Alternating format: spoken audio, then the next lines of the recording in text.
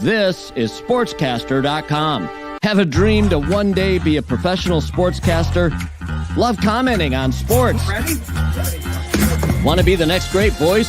SportsCaster.com is the place to make those dreams come true. A great sports broadcaster is able to capture the action. Down goes Frazier!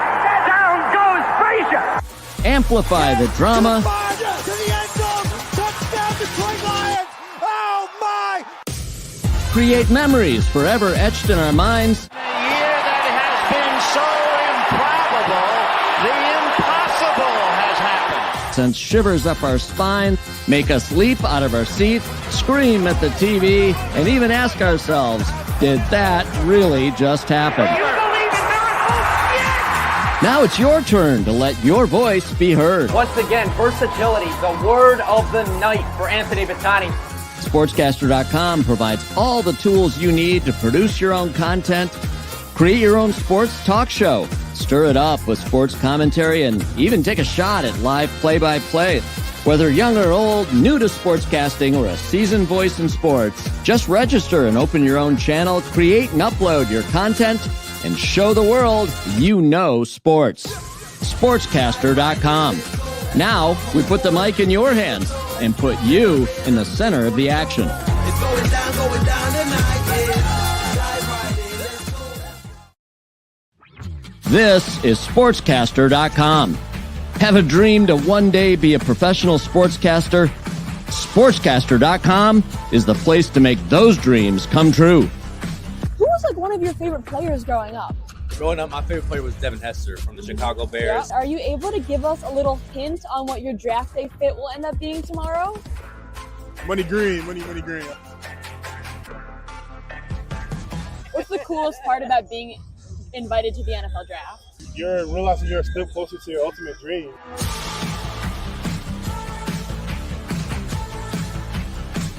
The media is there to be a microphone for us. Yeah.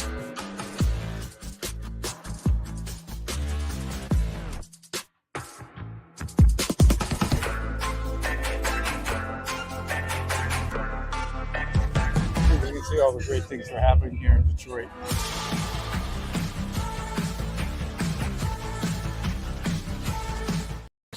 Is the great voice of the Great Lakes. WJR AM and WDVD HD2, Detroit.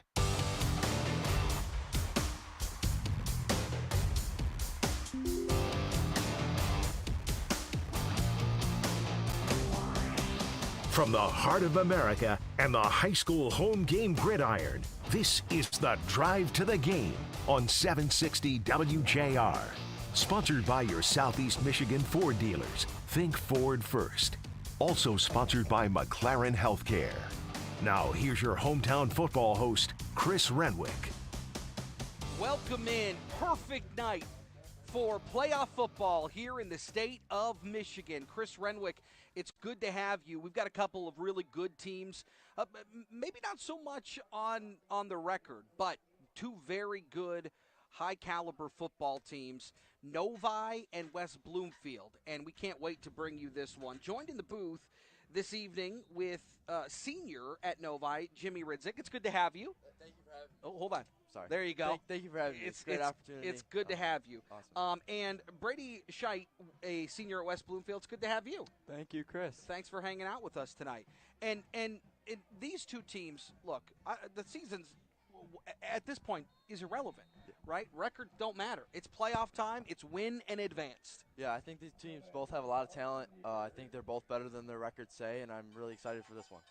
And we are underway. West Bloomfield kicking it off. It's just a chip shot fielded at the 24-yard line, coming back the other way, just in a scrum near the 32-yard line and taken down. So a bring back of about 10, 12 yards. It's going to be 1st and 10 now for Novi in their green helmets, green jerseys, and white pants.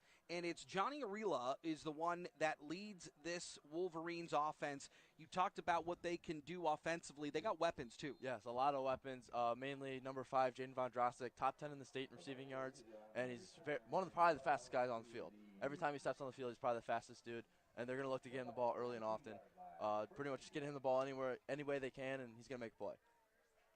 So it's going to be 1st and 10 now for the Wildcats, setting up at their own 33-yard line. Aralia goes to the shotgun.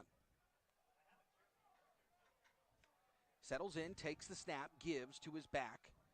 Going to pick up about 2 yards out to the 25-yard line. Might be stacked up just short. So that'll bring up 2nd and long coming up here. And this defensive front for West Bloomfield is nothing to sneeze at. They're pretty good up front. No, they're definitely a phenomenal defensive unit. One of the keys to the game is going to be the defensive game, stopping the run. And if they can do that, I believe they're going to be in a position to win. Ralia sets up at the shotgun, takes. He's going to keep it up the middle and just get stacked up right at the line of scrimmage. So no gain on the play. Faked it to his running back, Logan Ellison, but he decided to keep it. That defensive end was crashing down. And now 3rd and long here on this first possession for Novi. And converting these 3rd and longs is going to have to be big for Novi if they want to sustain drives on offense and make plays. So they send 3 receivers out to the left. Ball splits the hash marks, moving left to right on the dial. Setting up in the shotgun, Ralia takes. Quick drop, throws over the middle, incomplete. He was looking for Christian Gillings over the center, but just sailed it a little too high, and it's 4th down. Novi going to have to punt it away. And right there, that's due to some of the pressure coming in from the edge. Great play from the Lakers. Not quite how they want to draw it up here initially on that first drive.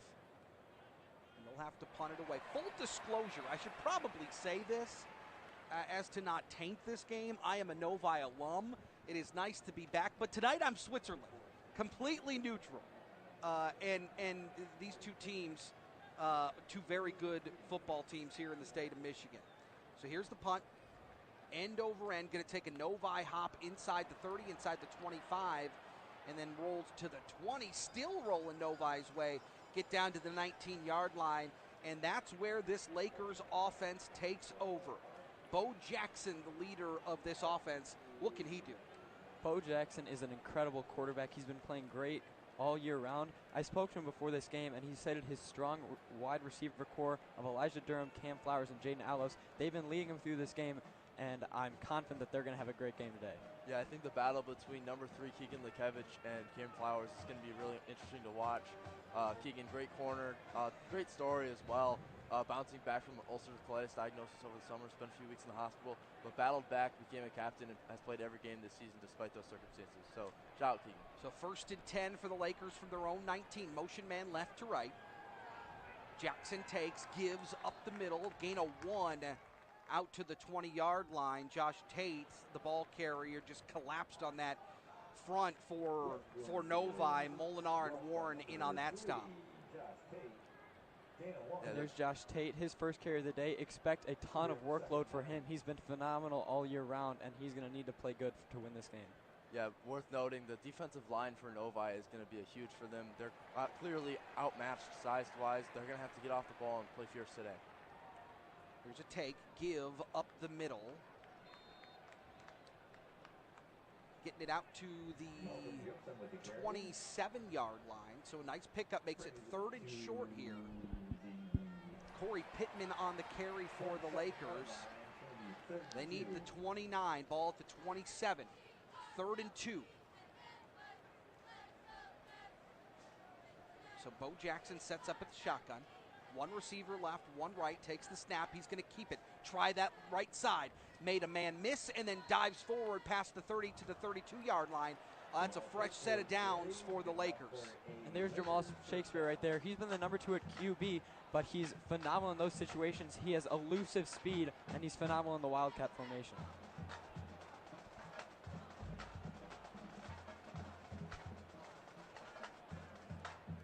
So Jackson back in that spot. 2 receivers to the left, ball far hash mark. Jackson takes, gives, trying that right side, Josh Tate. He'll be cut down at about the 35-yard line. Check that, the 34. So just a gain of 2 brings up 2nd and 8 coming up. And Jimmy, you're a defensive end. Yep. You got injured preseason in practice, so not quite how you envisioned your senior season going. But you have a unique perspective on this defense. Yeah, this defense, it's well coached. First-year defensive coordinator, Coach Hauk, came over from Heartland, and he's been incredible. He's a great guy to play for, and he's going to have these guys in the right positions to make plays. Jackson goes under center. Motion man coming right to left. He pitches it to him. Trying that left side, not a lot of room. That was Kareem Flowers on the pitch. So he will get to the 40-yard line, brings up a manageable 3rd and 2. And that's just another showcase of the elite speed on the offensive side of the ball for the Lakers. They're going to use that all day to try and get outside and break some big plays. So 3rd and 2. Ball at the 40. They need the 42-yard line. Jackson once again under center. Takes the snap. Gives it up the middle with a hole. Spinning at the 45-yard line and then taken down at the 41. Josh Tate, the ball carrier again. Moving the sticks. First down, Lakers. Nice play there by Mario Lunalari, number 44. He's been a vocal guy on this defense. The guys rally around him. They love him. He's a great kid. 8:10 to play here in the first quarter. Take a timeout. So it'll be a 1st and 10 here for this Lakers offense. And when you look, we have a player down, Dwayne Broom, the right tackle, down for the Lakers on the far side of the field. Hard to see what they're looking at. He's got his offense around him, training staff taking a look at him too. So what's the scheme for this Novi defense? You're a defensive end. So what do they play? Mainly a 4-2-5 with kind of like hammer and down. They've got one high safety, a couple outside backers, and they really want to play down in their gaps, hold their gaps, force everyone to bounce it, and eventually someone's going to rally and make the tackle. And this defense is predicated around players, and one of those players being number 9, Reese Pippin. Top 5 in the state in tackles and a great player. Offensively, Bo Jackson was testing his arm pregame. He throws a really good ball, really accurate. He can take you deep, but they run the football a lot too, West Bloomfield. Yeah, they do. The offense, they can definitely attack you either way, through the air or on the ground, and they've been effective both ways. So we'll see what they trend more today, but it's looking good so far. They send 3 receivers outright. Jackson goes to the shotgun. He motions Josh Tate out. Fakes it to him. Got some time. Now feeling some pressure. Gets it to Tate, his safety valve. Makes a man miss at the 50, at the 45, and then dragged down.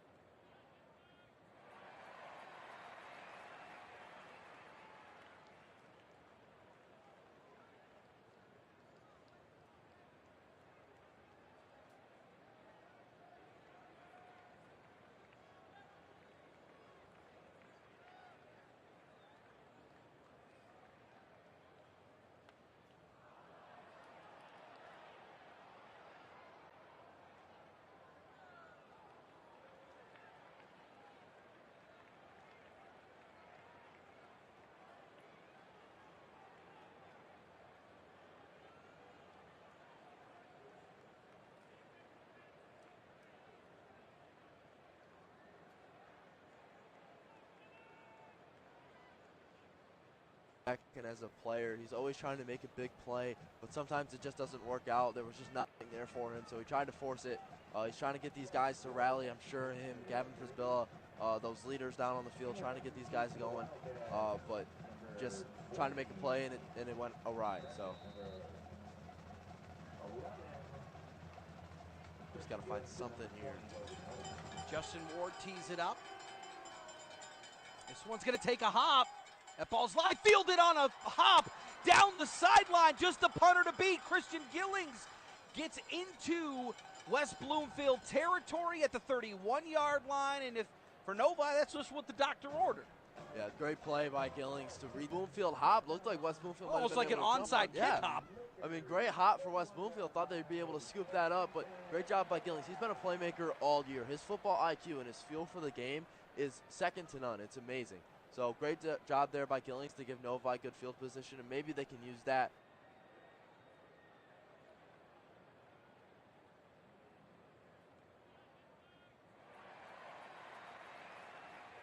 It's been something they've been trying throughout the year. Sometimes they mix up their kickoffs. Obviously, that didn't work out for them right there. They send trips to the right. Aurelia from the shotgun. Calls for it. He's going to keep it. Sidesteps one man. Spins at the 30-yard line and then taken down at about the 26. So pickup of 5 yards. Brings up 2nd and 5. And there's that athleticism and toughness.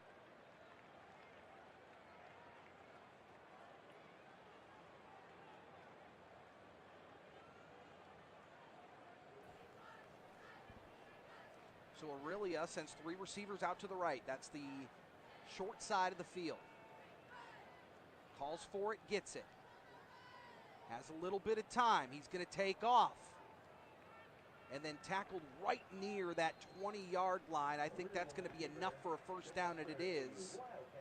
So pick up a 5 and a first down. And once again there, just the athleticism. The last play, it was a called design quarterback run. This one just on a scramble, and he makes another great play. Just didn't like what he saw downfield. Credit that secondary for West Bloomfield. There really wasn't anywhere to go with it. So he pulled it, made a man miss, and got that 5 yards for a first down. So it's 1st and 10 from the 20. As they get to the red zone for the first time today. Aurelia takes. Going to give it to his quarterback. Or excuse me, his running back. I think that's Logan Ellison. He's going to lose about 6 yards.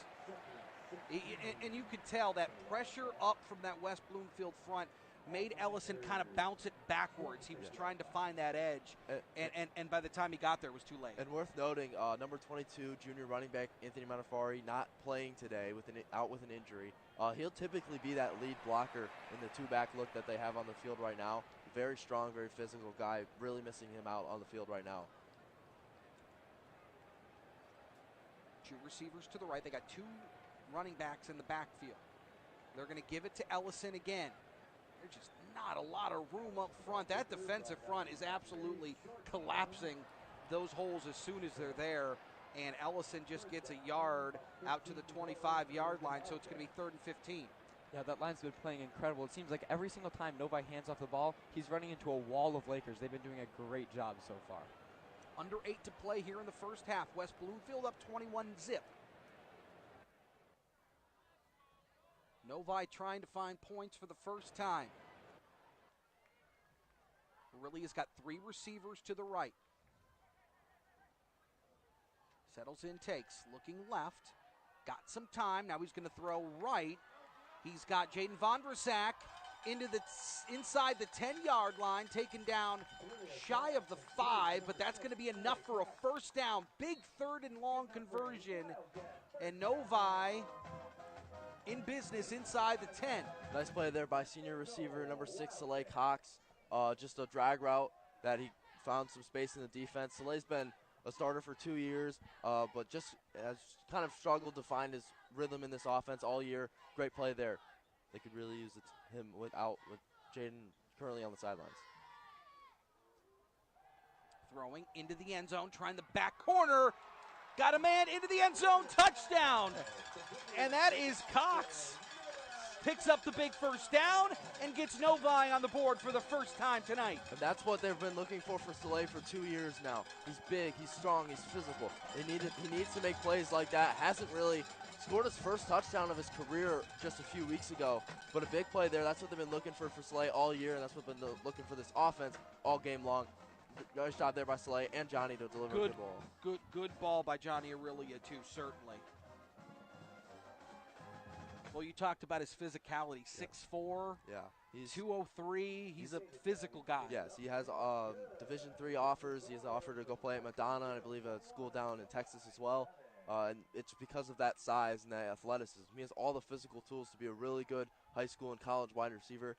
Just needs to start putting it together a little bit more, and plays like that are really going to help his confidence going forward. So the extra point attempt goes up and through, and Novi gets on the board for the first time tonight. West Bloomfield on top 21-0. But West Bloomfield dominating the rushing stats. I mean, they've got 120 yards so far in this game. I imagine they'll get back to that as soon as they get back out here on offense. Yeah, I would assume so. That looks like that's been the scheme so far tonight. Kenneth Rise, the offensive coordinator, he's been calling a great game so far, and I'm excited to see where they go with this drive.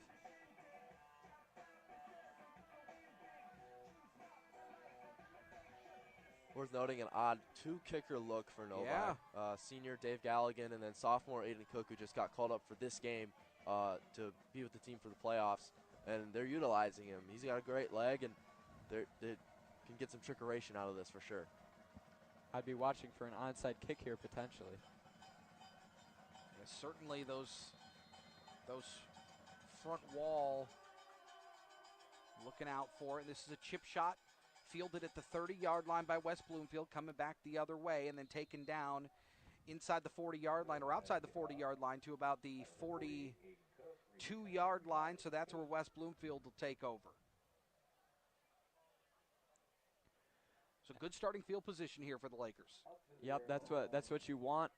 They've been dominating all day, and it's a lot better to start with good field position. We'll see what they scheme up here. If they stick with the run, or potentially you got Elijah Durham, you got Cam Flowers, Jaden Allos. That's a three-headed monster at the receiving core. We'll see if they start to go more to them. This is absolutely a huge set of downs before the half for the Novi defense. They have to get the ball quickly, give the offense an opportunity to score another touchdown before the end of the half. They get the ball to start second half. Look for Novi to try and make a big play here on defense. Here's Bo Jackson from the shotgun. He's going to give it Josh Tate. Up the middle, trying to surge forward. He'll pick up a couple out to the 44-yard line, so a gain of 2.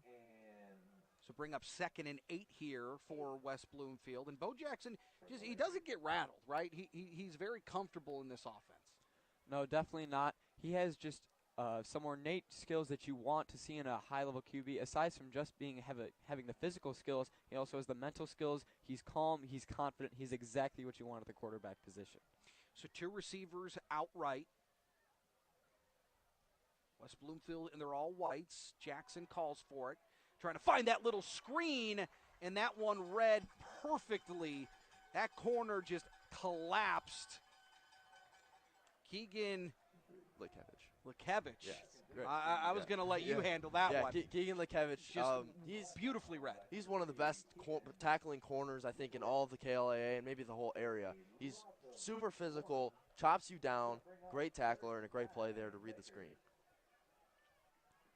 So they'll lose a yard, so it's going to be 3rd and 9. Huge play for Novi. Have to get some pressure on Jackson if they drop back to throw, and then look for Mario Minolari in the middle or Reese Pippin to try and make a tackle in the run game if they try to run it on 3rd and middle. Novi looks like they're bringing pressure. They do. They pitch it. That's Cam Flowers. Got enough for a first down and more. Inside Novi territory at the 41-yard line. So a big 3rd down conversion here for West Bloomfield. They move those sticks. There's the Ferrari once again. He uses his speed, gets on the outside. Great blocking by the receivers and the line. That's a great play drawn up right there. And the Lakers are going to keep the drive moving. Oh, we do have a penalty. That goes against West Bloomfield. So they're going to move this ball back on a holding call. So they'll spot at the 36-yard line. Well, that's a shame because Cam Flowers had a big gain get you into Novi territory in a big first down, so that'll move them back. So it's going to be third and about 16, third and 15 from the 36-yard line. Yeah, that's not what you want at all. I spoke to Coach Hilbers before the game. One of the things he said, we need to play mistake-free football, and that's a very costly mistake right there. Huge break for Novi. Has to take advantage of here on third and long, get off the field, get the offense the ball back. I believe that's our first penalty of the evening as well. 2 very clean games so far. The play clock was running down, and just before it hit 0, West Bloomfield calls a timeout. So 4:52 to play here in the first half. West Bloomfield on top, 21-7. They get that big run by Cam Flowers called back on a holding, so it's going to be 3rd and 15 here. And you talked about this game plan, this running game plan. You got to be probably a little careful here. You probably don't want to get too crazy, but you see the kind of weapon Cam Flowers is, for example. You look for somebody like him to get the football in this spot. Yeah, absolutely. Cam Flowers can be used as a running back like we've seen so far, but then he's also a phenomenal receiver. He's the number 2 target for Bo Jackson, but he's put up some incredible stats this year. So you have either Cam Flowers or Elijah Durham. Look for a pass to either one of them to make a play and pick up this first down. Defensively, you wipe the sweat from your brow, Yeah. you get that call back, and it's going to be 3rd and long here, but you got to get off the field. Must stop here. Got to be better than Michigan's defense on third and long, 'cause they're doing bad. But well, it's probably best that you don't line up 2 preseason All-Americans on the edge. That one was. That's another discussion. Yeah. All right, Bo Jackson wants to load up, throws, got a man, and a first down inside Novi territory. It's Durham just still making a couple of men miss, dancing around near the 40-yard line, inside the 40 to the 37, and a huge first down for West Bloomfield. What did I say? There it is. That's the Bo Jackson-Elijah Durham connection. We've been seeing it all year. He gets his first catch of the day, and I'd expect a lot more to start coming for him. That looked like a really good play, and they pick up the first down.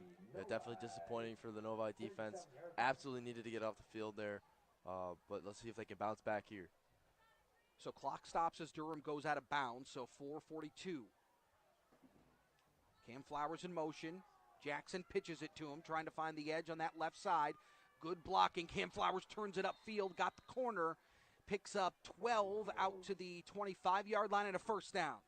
Yeah, the Lakers are just playing really simple football right there. I think that might be the 4th time they've run a jet sweep with Flowers, but it keeps working, so they keep going back to it. Novi's got to find a way to stop that, or they're just going to keep picking them apart. But, I mean, on that left side of that line, I mean, they are picking up those blocks, right? It's always about helmet on a helmet, and so far West Bloomfield, particularly on that left side, doing a really nice job finding those Novi defenders. Yeah, blocking and tackling is the premise of high school football and all football, really. And right now, West Bloomfield is winning both blocking and tackling in this game. Bo Jackson under center. Fresh set of downs at the Novi 25. They give it to Josh Tate. Makes a couple of men miss. Boy, he is a hard runner as he rolls to the 16-yard line. Just very deliberate in the way he runs. Able to plant a foot. He'll go west to east, but he'll plant that foot and head north pretty quick. Yeah, he's been great all year, especially on yards after contact. He's not fazed by getting physical, and he will take you head on, and he will run right through you. Picks up 9 on that run, so it's 2nd and 1. Yeah, I will say very impressive by the West Bloomfield running back Tate, juking out one of the best tacklers in the state of Michigan.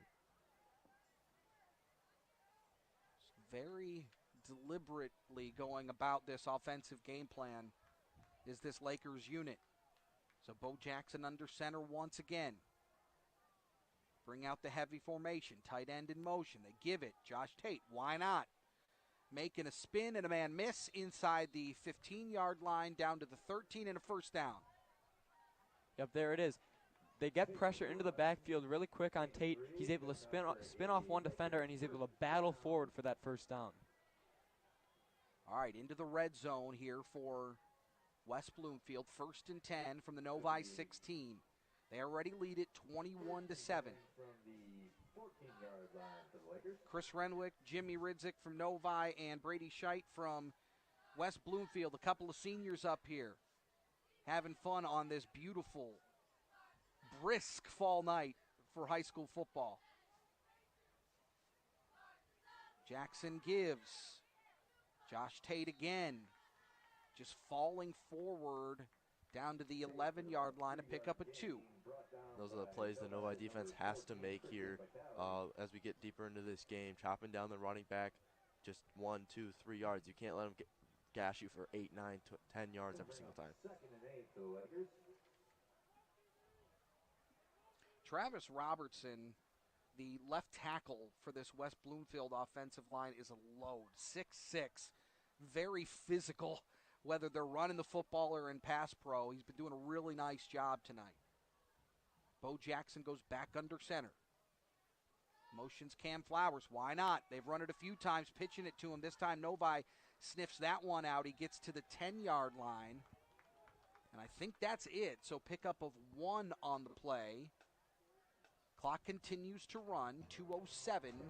Now looking at a 3rd and 7 here for West Bloomfield. Great adjustment there by the Novi defensive staff to rally to that jet sweep, the toss. You can't let them just keep tossing outside every time. Great job by Coach Hauk to make that adjustment and get the guys outside. Yeah, anytime you run a play 5 times, probably in the span of 2 quarters, it's going to be tougher to be effective every time, and that time Novi was just better. Well, you said it a couple minutes ago, run the play, right? It's been effective. And finally Novi is able to figure out a way to stop it. So now brings up 3rd and 7. Play clock down to 5. West Bloomfield's going to have to call a timeout. And they do, so that'll be their second timeout of the half with a $1:31 to play here in this second quarter. And from Novi's perspective at this point, look, holding them to a field goal opportunity is a win. Absolutely, absolutely. They need to hold them to 3 at least here. Just getting off the field on this 3rd down and 7 would be huge for them, for their confidence going into the second half. Yeah, it'll be interesting to see what the Lakers do off the break. Obviously, they have a ton of offensive firepower, and they can have tons of opportunities to make plays, or they could go to Justin Ward. He's been perfect so far on field goal attempts, so obviously a ton of good options for the Lakers on this 4th down. Or 3rd down, correction. My apologies. So they continue to keep Bo Jackson out at quarterback. We've seen Jamal Shakespeare a little bit today, too, out of that Wildcat look that's been pretty effective, especially down in the red zone.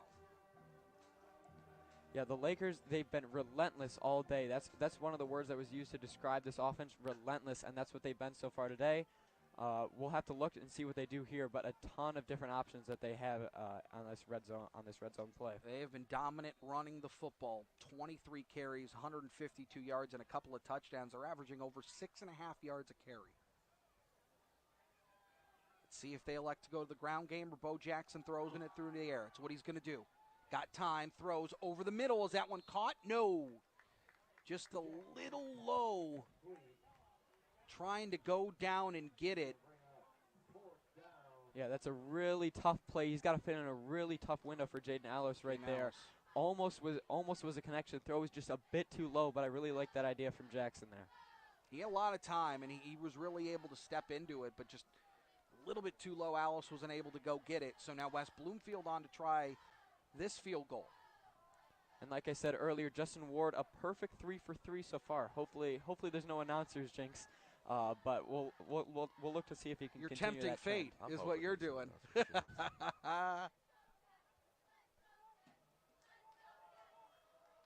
little bit of a high snap. And the jinx is on. I think that one was blocked. Yeah, Justin, I'll apologize right now. That's my bad. You've been doing great so far this year, though. My apologies. You got to buy him lunch or something. Yeah, I'll have to. On Monday. Yep, next Monday I got you, Justin. I was really hoping he was going to make that for you. Yeah, I really need. As the words were coming out of my mouth, it was just in the back of my mind. It's like, please make this. This is my first game. I can't have that already happening. You're 1 for 1. 1 for 1. That is not a good average, unfortunately, for the announcers. Not James. good right now. All right, so Novi escapes. Yeah, that's a big deal for this defense. Big time stop there. 1:20 to go. You know they're going to be throwing the football, slinging the rock. Johnny's going to have to make some throws, and hopefully they can get into field goal range for their kicker. All right, 2 receivers left, 2 right. Here comes the pressure. Picked up. Aurelia steps up in the pocket, and he's going to get sacked. Back at the 16-yard line. Great job there from the Lakers. That pressure's been working all day, and they get rewarded right there. Huge stop as the clock goes into the last minute of the half.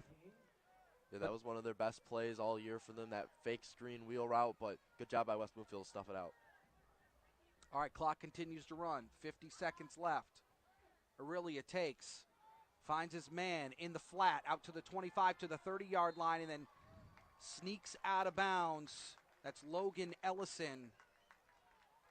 Yeah, Ellison, a great receiver out of the backfield, very shifty in the open field, hard to bring down, strong runner as well. So good job there just to get him ball in the space and let him make some plays and get downfield. You can credit Cox, too. Really good block thrown on that run as well. They send trips to the right. Aurelia to the shotgun. He's got Logan Ellison to his left. 42 seconds left to play here in the first half. Aurelia takes, gives it. Ellison shedding tacklers out to the 40-yard line. That clock's going to continue to run. 34 seconds left. And I think Novi is going to get that timeout. They'll stop it with 33 seconds left on the clock. Yeah, I think the Lakers are going to be okay with them right there. Even though we did pick up a couple yards, it's a short game. They're just trying to limit them. There's only 30 seconds left, so you just got to limit the big plays and make the good, simple plays. Yeah, you're trying to sneak a run in there, see if Logan can break something and get into open space where he's so dangerous. But good job there by West Bloomfield to limit that, and got to give him credit. Novi still has a timeout in their pocket with 33 seconds left, down 21-7. And West Bloomfield will start the second half with the ball. So Novi trying to get some points here. Time is a factor, though. So ball near hash mark at the 40-yard line. It's going to be 2nd and 5. They need the 45-yard line. So they'll stick with that formation. Trips to the right. Ellison goes in motion. Aurelia finds him. Good blocking up front by those receivers again. Aurelia able to spin out of a tackle at the 45-yard line and get out of bounds. So that clock will stop. Gain of 6 out to the 46-yard line. It's 1st and 10. 26 seconds left on the clock. Novi gets right to the line.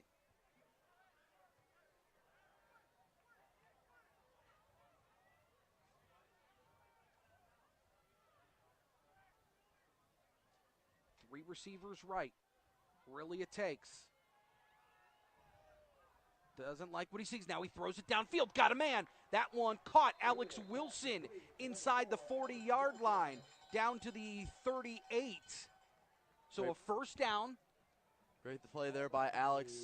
Fan favorite for the Cat Pack. They all love Alex. Great. More of a baseball guy, but plays football and as well. And he's just out there having a good time, and great play there for him. I'm happy for him. So it's 1st and 10 from the 38-yard line. 6 seconds left on the play clock. We'll see what the Lakers do right here. I'm not sure if they'll go with a Hail Mary situation just yet, but if they do, we do not want a Commanders-Bears situation. They got to stay strong, make a simple play, and get the ball on the ground. The Bears should probably defend. It's a good place to start. So let's see what the call is here from head coach Jim Sparks and this Novi offense. Yeah, Johnny's got a strong enough arm to get it there. He's just got to buy himself enough time to let the receivers get down there. Aurelia takes, steps in the pocket, wants to take a shot into the end zone, and it's picked off, but the clock reads 0, so that'll do it for the first half. There's Jaden Allos getting rewarded for his play. He's a two-way player. He's been playing great all day, and he gets rewarded with an interception. Won't turn into anything because that's the end of the half, but still, great job limiting that Hail Mary and making the play. West Bloomfield on top 21-7. We'll take a break. Halftime here at Novi. You're listening to our Drive to the Game coverage here on WJR. Every week at Michigan Auto Law, people call us and say they were in a car accident, they hired a lawyer, and now crickets. At Michigan Auto Law, we call you back. So what we're doing with sportscaster.com is we're giving people a platform, a community, all focused on sports broadcasting, whether it be a podcast, a piece of commentary, stirring it up with the other guys, the Michigan, Ohio State fans getting together on a particular issue and really going at it, whatever it may be, or a live play-by-play opportunity. People can go there, subscribe to the channels, enjoy their favorite sports broadcasters and their commentary and their content. And it's a great way for people to learn and hone their craft before they go out and, do it at the NFL or the college level. Well, I think that's a great idea. I truly do. And it's going to help broadcasters. You asked me earlier, what should a young broadcaster do to get started? Exactly what you're talking about. Yeah. Find a way to get on that sportscaster.com, get on that high school broadcast. And when you do, tape it, so that you have an audition tape that you can send to some other outlet, wherever it is, and say, hey, this is what I can do. This is what I've done before. Like actors send out lists of credits. Yep. This is a movie I've done before. This is a voiceover I've done before. Same thing with sportscaster.com. Get on that broadcast, find a way and do it, and then tape it. And then send it along so that someone else gets an opportunity. Who knows? You may get hired, and you're not just 1 week; you're 10 weeks in a row. And that's how you do it. It's hard. It doesn't pay a lot of money, but if you're really committed and you really want to do it, hopefully, there's nothing more rewarding. There's one of those things I tell people. I said, if you have a job you love, you don't work a day in your life. Yeah. Well, I'm guilty. And that's kind of what being a sports broadcaster, especially in play-by-play, I was very, very lucky to do that. But it starts out hard, but once you get there, it's very rewarding. Great voice of the Great Lakes, WJR AM and WDVD HD2, Detroit.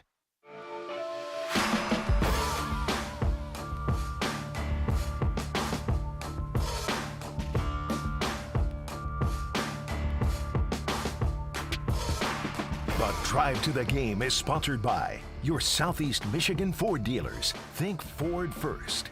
Also sponsored by McLaren Healthcare. Now, for hometown halftime coverage, here's Chris Renwick. Boy, just like a good vacation, as soon as you're starting to settle in, it feels like you got to go home. I cannot believe here halftime at Novi, West Bloomfield, the regular season behind us. We're into playoff high school football. It went by the blink of an eye, and the person who heads it all up is Mark Ewell, the head of the MHSAA. Mark, it's been a wonderful season of high school football. Sure has. The weather this fall was as good as I can ever remember. I think it was a fall with no lightning and no coats through the first 9 weeks, and good weather just improves everybody's attitudes, and it really did make, I think, the fall feel like it just went by in the blink of the eye, because I'm telling you, I cannot remember a fall weather where our weather has been so good. It's been cooperative. There's been very little rain, at least from our perspective in the games that we've covered here. It's been really good. I'm sure that you look at these seasons and then you go back and you evaluate what went right, what went wrong, and obviously we've got a playoff push now. But what I've been really impressed with is the officiating crews have been really good. They've been really timely. We heard very little grumbling from parents, which is outstanding.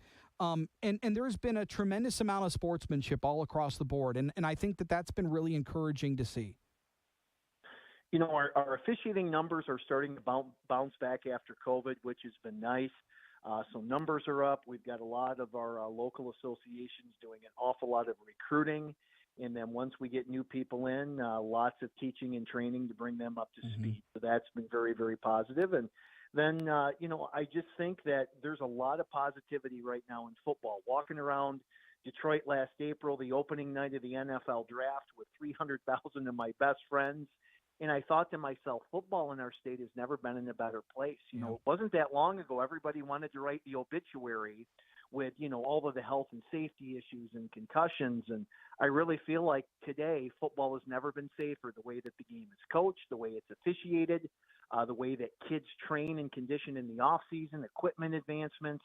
The rules have really evolved to where it's really made tackle football as safe as it can be. And I think that obituary of a decade ago, numbers are up, excitement is up, and it just feels really good. Well, and for you, you don't turn the page. You gear up for another season because we've got winter sports.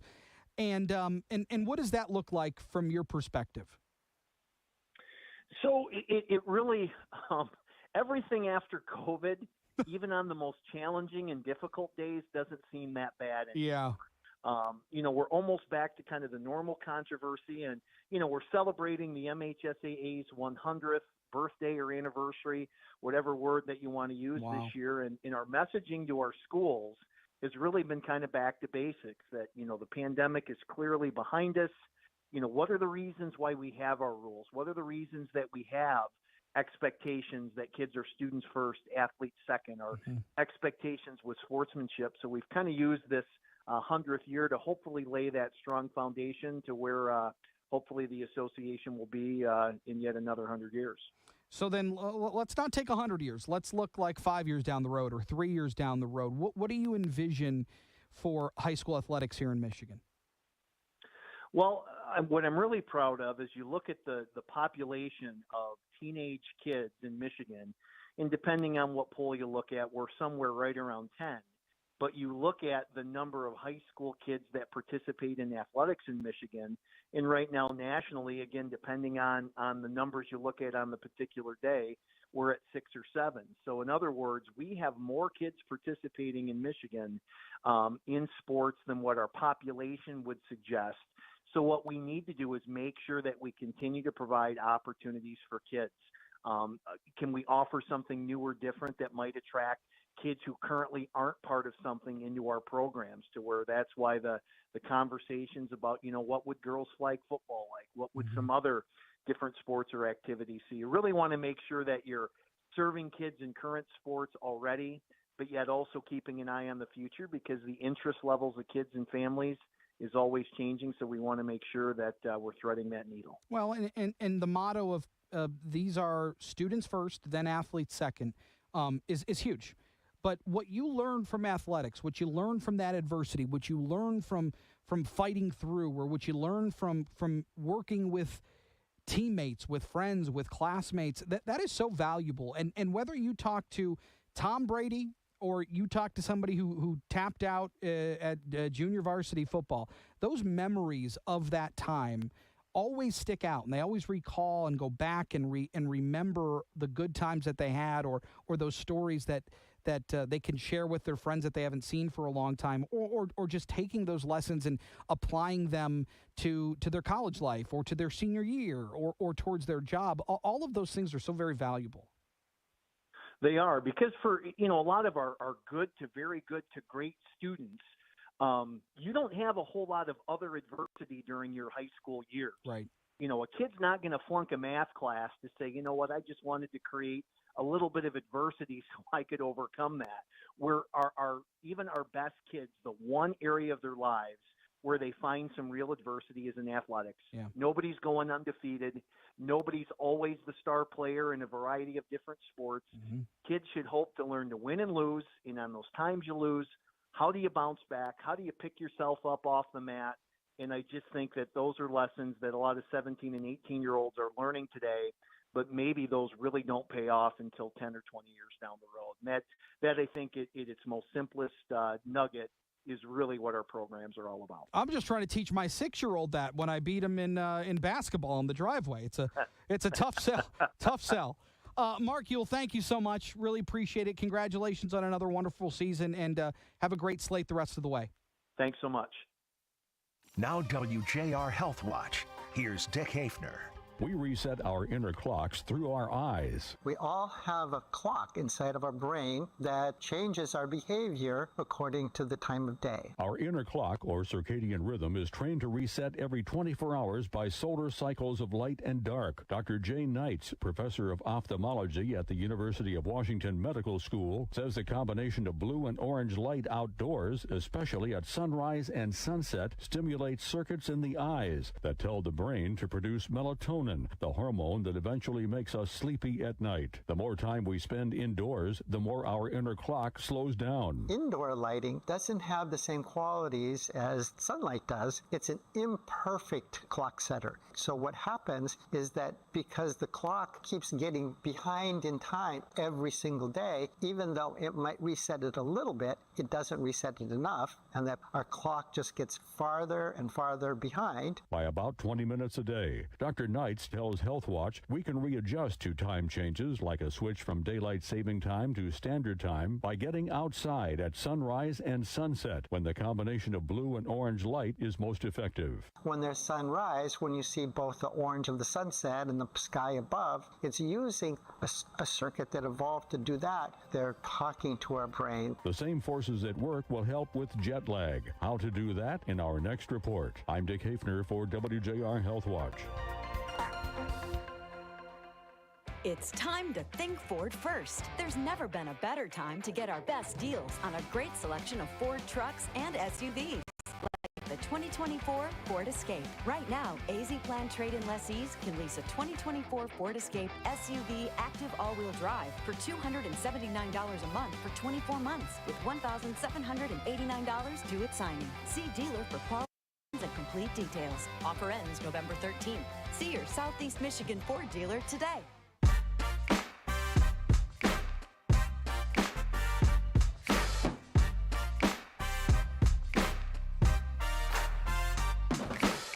The Drive to the Game is sponsored by your Southeast Michigan Ford dealers. Think Ford first. Also sponsored by McLaren Healthcare. Now, for hometown halftime coverage, here are Jeff Sloan and Michael Spath. All right, welcome to the SportsCaster.com halftime show here at the home of the Wildcats, Novi, here in Novi, Michigan. Great game. We've got Novi in a playoff game this evening against West Bloomfield, and it's been a great game, actually. Taryn Fritching here with me, Kristen Kajawa. This, by the way, before we get into the game, we're going to recap a little bit of the play. You'll do that for us, Taryn. I've got to say, you've been here with us on these broadcasts. I know you were there from the very beginning, but did you make them all? I think you did. Yeah, I did. You this did. Is my 10th week in a row. Unbelievable. So, Our all-star. And, of course, what this is all about at SportsCaster.com is that we give opportunities to young people who want to be sportscasters, want to take a shot at calling play-by-play or doing sports reporting on a given game, and you do it so well, Taryn. We've been thrilled to have you. Thank you. With us the whole time. You've really been exemplary and really made us all look good here. Made the premise really just make us look good. Made the premise of SportsCaster.com come to life. Thank you. Yeah. So let's talk about the game for a minute here. It's been a good one, as I see it. West Bloomfield just has seemed like they could have had the game more at hand right now. It seemed like they were the better team throughout most of the game. Novi did put together a really good drive there, I think mid-second quarter or so, as I recall. But what do you have for us? What are you seeing? I definitely think that West Bloomfield came out of this game really strong, and I just think that Novi has made a little too many mistakes on offense to put West Bloomfield up so much. But I do think that in the second quarter, when they had that kick return, that really helped get the momentum, push Novi forward to eventually get that touchdown in the end zone over there. But it'll be interesting to see, because I think that as much as Novi wants to win, I think that West Bloomfield has that drive. They seem like the better team, but score 21-7, it's still anybody's game, right? It really is. I mean, high school football, like all football, you never know which way the ball's going to bounce, and of course that's why you play the games. I think we were talking before the game, I think Novi is riddled with injuries. And so a lot of their players are out. So coming into, that kind of changes the dynamic of, for sure. The team, kind of their mental state going in possibly. So yeah, we'll see. We'll see what happens after halftime. Of course, West Bloomfield came into this game 5-4, Novi 4-5. It kind of is playing out that way on the field, with one team being slightly better than the other. But as we said, still a halftime of football left to go. We'll see what happens here. It could be the kind of thing where West Bloomfield comes out and really exerts who they really are and run away with this game. And it could be that, the ball bounces Novi's way enough to keep them in the game, and who knows where it ends up. But it'll be fun to watch. Beautiful stadium here. This is unbelievable. Gosh. This campus is unbelievable here at Novi High School. Yeah. Really incredible. And I got to do a shout-out, Jimmy Rydzik from Novi and Brady Scheidt from West Bloomfield.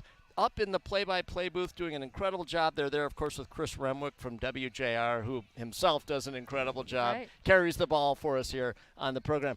Kristen, we're going to wrap up our halftime show by a little bit of Who Knew. You always bring us such interesting information about the schools. Tell us a little bit about each of their programs. I have maybe the juiciest one of all is really? That our play-by-play caller, Chris Renwick, is actually an alum from Novi High School. He attended this school. And Dave Rieger, also on our team, is an alum from West Bloomfield. All right. That's all you need to know. So Dave's a little happier right now than Chris is, but no doubt about it. It's great. Yeah, no, I think, West Bloomfield, they're the Lakers. They're, they're part of Oakland County. They are, filled with lakes, hence the Lakers. Novi is the Wildcats.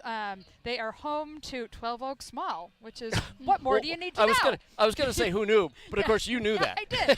So does everybody else who shops at 12 Oaks. Yeah. So, all right. So listen, been really great so far. Got another half of football ahead. Yeah. We'll, of course, do the post-game show. We will. Before we get to any of that, though, we're going to go to a commercial, and then right after that, back to Chris Renwick and the guys up in the booth. Yep. Stick with us. The 2024 F-150 is built Ford tough and proud to be the official truck of your Detroit Lions. Right now, returning AZ Plan trade-in lessees can lease a 2024 Ford F-150 XLT 4x4 Super Crew for $319 a month for 24 months, with $3,909 due at signing. See dealer for qualifications and complete details. Offer ends November 13th. See your Southeast Michigan Ford dealer today. Think Ford first. Have a dream to one day be a professional sportscaster? Love commenting on sports? SportsCaster.com is the place to make those dreams come true. SportsCaster.com provides all the tools you need to produce your own content, including access to the most exciting sports highlight clips. Just register and open your own channel, create and upload your content, and show the world you know sports. SportsCaster.com. Now, we put the mic in your hands. If you're suffering with neck, back, or nerve pain without getting relief, it's because you're only treating the symptoms. Don't take it from me. Take it from one of our old Detroit Lions. My name's Troy Burrell. I was experiencing just extreme pain in my low back, hip, and had like nerve pain that would radiate down my leg. And the things that people had prescribed, they just weren't working. No one had suggested me getting an MRI, but when I first came to the Nerve and Disc Institute, that was the first thing they wanted me to do so they could get an understanding of where the pain was emanating from. Since day one, the staff has been amazing. Dr. Kogan sets the precedent, and it just goes down the line of the way in which he cares for individuals. He's instilled that in his staff. This is the place that you want to be at. It's helped me avoid getting surgery. I know it was money well spent because I feel like I got my life back. Get your life back. Call 586-416-DISC. That's 586-416-3472.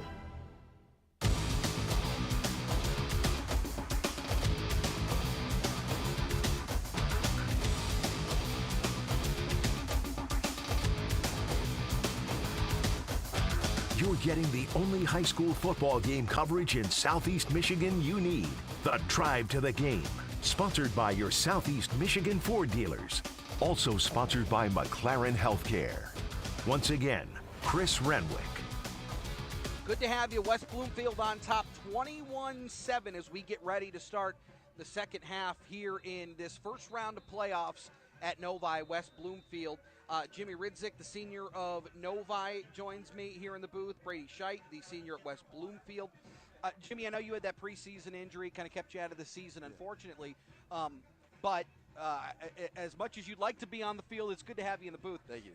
What is the second half game plan for Novi? Obviously, get the passing game going, get some points on the board, try and come back in this game. And it's going to have to start with number 5, Jaden Von Drossek.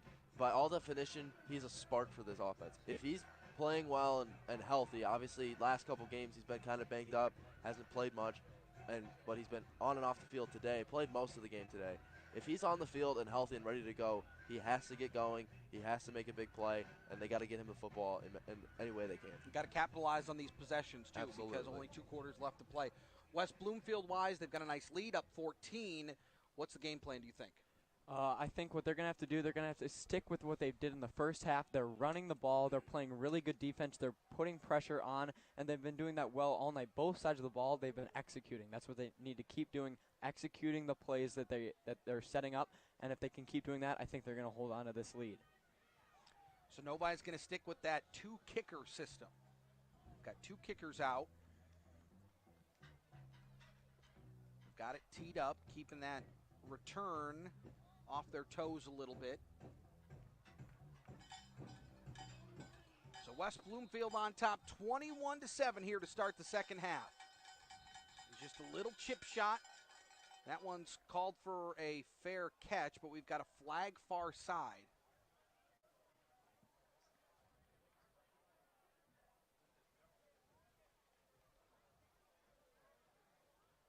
So I think... So a formation penalty on Novi, so let them move him back 5 yards. So instead of the 40, they'll tee it up at the 35 and re-kick. That'll move the return unit up 5 yards as well. Yeah, the Lakers need to capitalize right here. Obviously, they've been getting good field position all day, and if they can keep that up, they're going to set their offense up in a good spot. This one's a little deeper. Finds the field, bouncing, and then fielded, coming back the other way, turning upfield, and then finally taken down. That's Cam Flowers on the bring back. He'll be stopped shy of the 30-yard line, spot him at the 27, and that's where the Lakers will take over here to start the second half. And we'll have to see the Lakers obviously coming off a great offensive drive, and really they've had a great offensive trend their last couple games. Their last game of the season, they put up 47 points on Rosedale, and if they can keep that up, they're going to be a really tough team to beat all postseason. This is a huge drive to start the second half for the Novi defense. Set the tone for the second half, come out, smack them in the mouth, make a big play on defense, and get the ball back to your offense.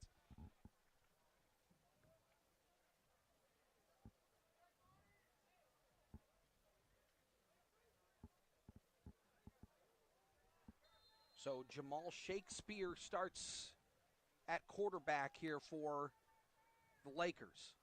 He's got two receivers left, one right in the shotgun. Fakes it to Tate. He's going to take off on the left side with a hole out to the 50, to the 40, nobody in front of him, to the 30, to the 20, 10, 5, into the end zone.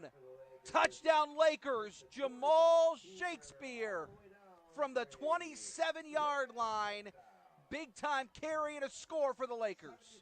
That's how you start a half off, with a bang. First play, run it all the way down for the touchdown. And once again, you have to give credit to the offensive line and the blocking unit. Great job. There's a gigantic hole for him to run through, and once he gets in the open field, no one is going to catch him. One play for 73 yards and pay dirt. And then you could almost see that coming. Yeah. The hole was there the whole way on that left side. Just the inability to set the edge there by the outside of the defense for Novi. Have to crash that down. Can't let him hit the hole like that. That extra point attempt is up, and it is good. So just 20 seconds into the second half, and West Bloomfield has expanded their lead to 28-7. And now Novi offensively has to find something.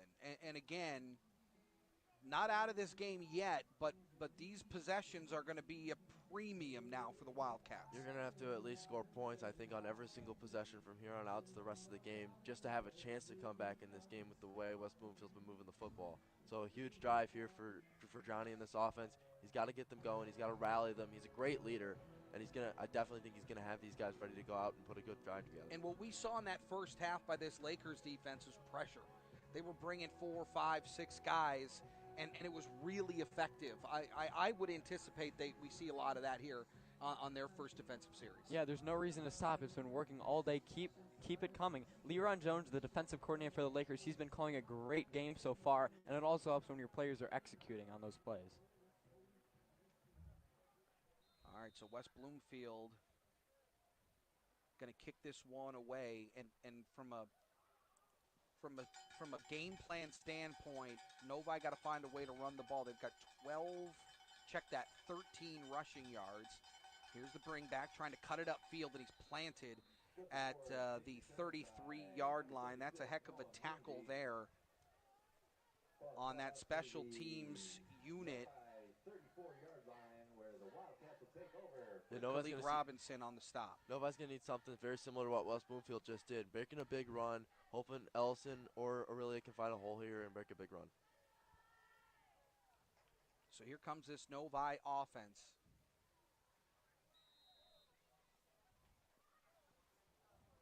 Setting up shop at their own 34, 1st and 10. Down 21.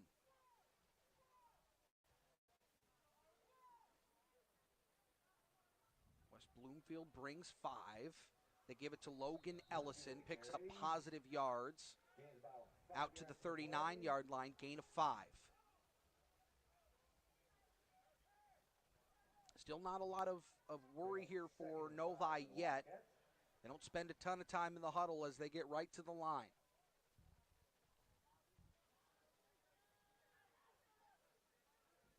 Aurelia tries the hard count. Lakers don't bite. They've got 2 receivers to the right. That's the wide side of the field, ball near hash mark. Aurelia from the shotgun takes the snap. Quick 3-step drop, throws over the middle. He's got his man, Christian Gillings, for a big gain in Laker territory at the 40-yard line. And that's what I was talking about earlier with Christian. Great ball tracking ability and great hands. Everything you want out of a slot wide receiver, Gillings gives you. He's a great talent and a great play there. Gain of 21 brings up 1st and 10 from the 40 for Novi. They need those chunk plays if they want to get back in this one. Gilling sets in at that slot position far side. Really it takes. Gives with a hole, left side out to the 30, and then out of bounds at the 20-yard line. Logan Ellison on the carry. Picks up 15 and a 1st down. Best run of the day for the Novi offense. And that's what I was talking about earlier with Logan. He can break those big runs. You just need to give him a little bit of a crease, and he can make a big play for you. And that's what he did there. Nice run. More than doubled their rushing yards on just that one play. 1st and 10 from the 25 now for Novi. Really it takes. Got a little bit of time, pressure off that right side, looking for Gillings' far side, and that one just goes incomplete. Good pressure up front. Brendan Jones, the defensive end, was making things uncomfortable for Johnny Rillia. Yeah, great job by Brendan there. You could see he had a receiver, he had the route that he wanted, and he had the look that he wanted. Brendan's able to get back there, put some pressure on him, and he's able to force a bad throw. Worth noting, Brendan actually grew up in Novi and played with a lot of the kids on the field today. So interesting story there. A little bit of a homecoming for Brendan. So 2nd and 10, clock stops 10:17 here in this 3rd quarter. Get that ball back, got to get it placed there, and they do. At the 25-yard line.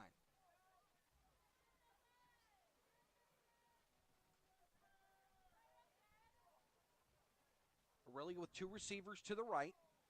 Sets up in the shotgun, calls for it and gets it. They're going to give it to Ellison, trying that right side. Not a ton of room, picking up a yard. Great job there by the Lakers. The Wildcats had broken a couple big plays earlier in their drive. They do a good job there getting back to what they'd been doing earlier in the first half, getting to the ball and making the tackle.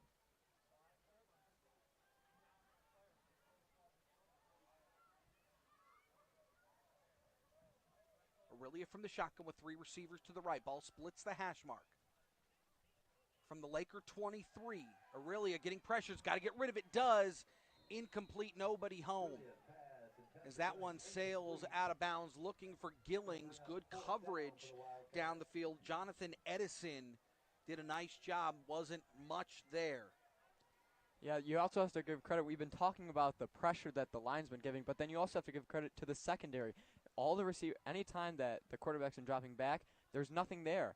The secondary's been covering their receivers and locking them down all night. All right, 4th down now for Novi. They need 8.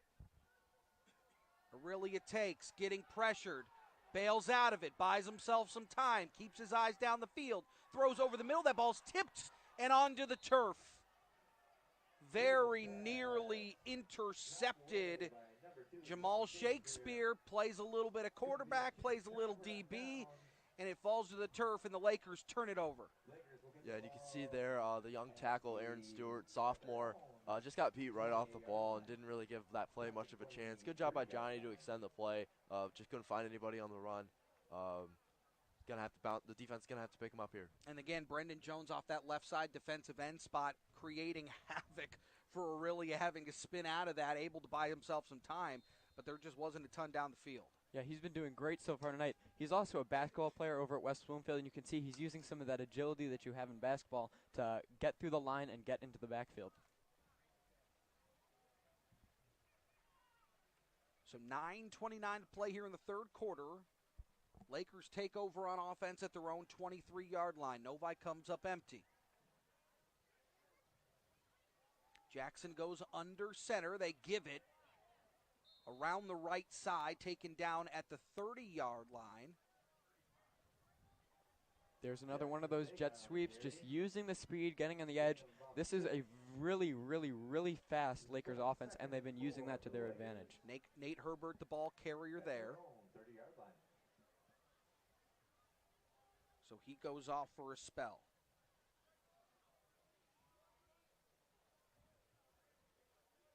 They bring in an extra receiver, so 4 receivers set here for West Bloomfield. Bo Jackson from the shotgun takes, slings it on a little bubble screen out far side. Got the first down out of bounds. That's Durham. Makes the catch, and a first down West Bloomfield. There we go, coming back to a little bit more pass game there. It's been primarily on the ground for the Lakers, but you can see really anytime they want, they can go, drop back, find a receiver, and make a big play there. So that play, the clock will stop as Durham goes out of bounds, so 8:42 on the clock here in the third quarter. All West Bloomfield 28-7.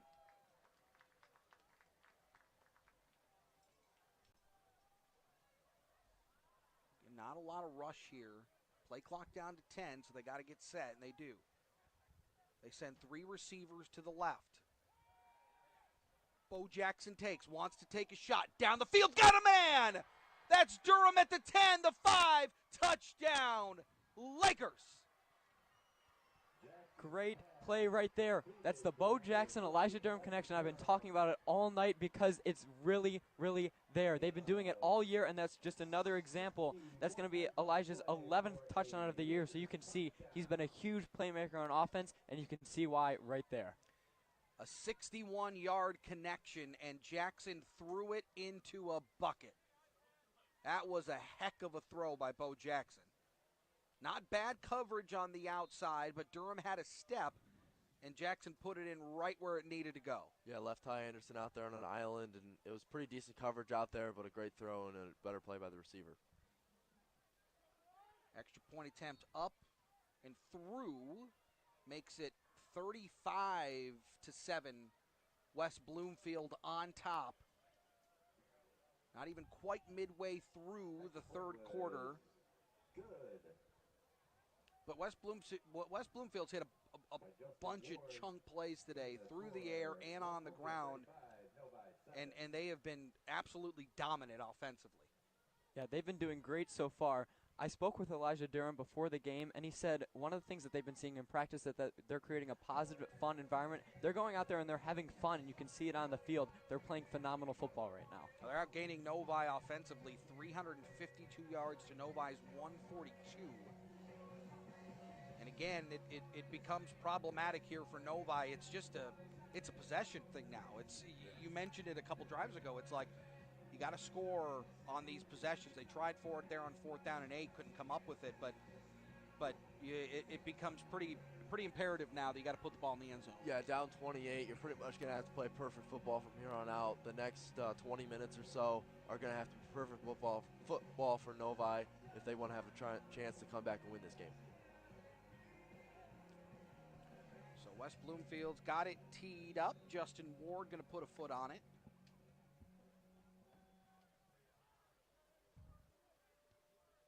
He kicks this one deep. Gillings fields it over his head at the 8-yard line, coming back the other way, out across the 20-yard line, still on his feet to the 25, and a flag on the play. Right to where Gillings met a couple of gunners for this Lakers special teams unit. Gillings on the return. To about the 25-yard line. There is So a face mask call here on West Bloomfield. So that'll tack a couple extra more here on for Novi. Yeah, and that's just not a good penalty right there. I know you have a big lead, but that doesn't mean you can start making silly mistakes. Just make a good tackle, get them down, but don't give them the extra yards. We can't give them any help to try and let them get back into this game. Yeah, let's see if the offense can get going here a little bit, try and pick something up, get some big plays. Still not really seeing much of Jaden out there. Maybe what's been bothering him the last few weeks has spurred up again, but he's been joining me in PT the last few weeks. So, yeah. You've had a friend. Yeah. But, they're definitely going to need someone else if he's not out there to step up and make a big play. Probably Christian Gillings, who's had a nice couple catches today. He's going to have a few more if they want to try and come back in this game. Novi from their own 42. Lakers showing pressure, they bring it. Really is going to keep it, trying to find the edge, tries the stiff arm, nothing doing. He'll get back to the line of scrimmage, maybe pick up a half yard, but that's it. Once again, there's just a wall there. They're trying to split it out, but there's just 4 Laker defenders, and there's no one there to help him, so it's going to be an easy tackle for the Lakers, and it's a great play from them. In that matchup, the Aurelia's athleticism kind of versus those defensive ends. They're linebackers, but your linebackers for West Bloomfield very athletic too, so they get west to east pretty quick. 3 receivers out to the right here for Novi. I think that's been the biggest problem for Novi is all year they've out-athleticized everybody, but now with the team that has athleticism. Aurelia tries to dump it off, but couldn't find Logan Ellison. Threw it in front of him just a little too far. Actually looked like he had a little bit of room on that far side, but it falls incomplete, so it's going to be 3rd and 10. And they've used that play a lot. They find Ellison in the flat. That's one of their most used plays all year long. Just getting the ball out wide to Logan in the flat, just letting him get some blocks from the receivers and make some big plays.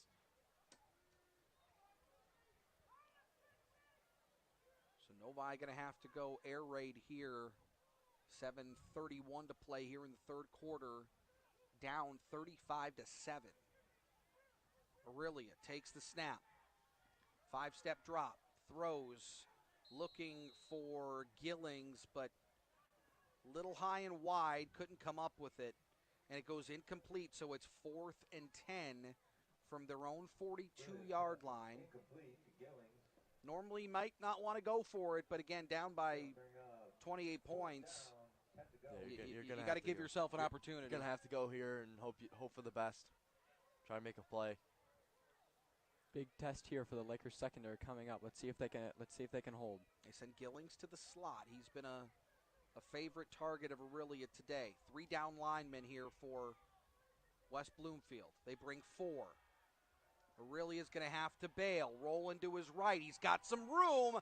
Out to the 50-yard line, to the 45, to the 40, and then dips out of bounds at the West Bloomfield 35-yard line.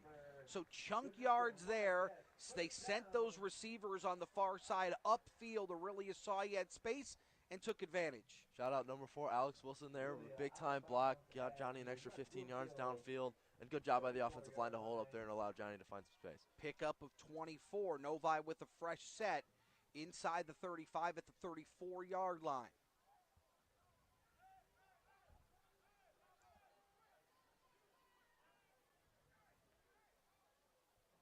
So 2 receivers here to the left for Novi. Ball far hash mark. Moving right to left. Aurelia takes. Quick throw. Gillings the intended target, but incomplete because Corey Pittman, the linebacker, was there in a hurry. He had that return for a touchdown earlier on the pick 6, and he makes a big-time stop there. Yeah, I was talking earlier about the talent of Christian Gillings and how great of a player he is, but that's the biggest flaw in his game is his lack of size.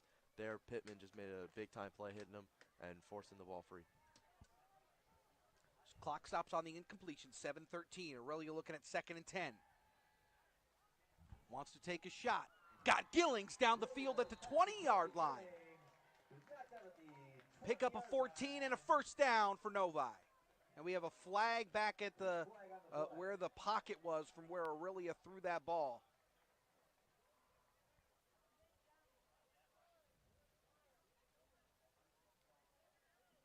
So the officiating crew is going to come over and talk to the Novi sideline.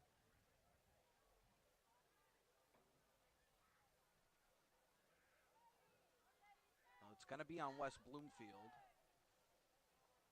So personal foul. Oh, it's on Novi.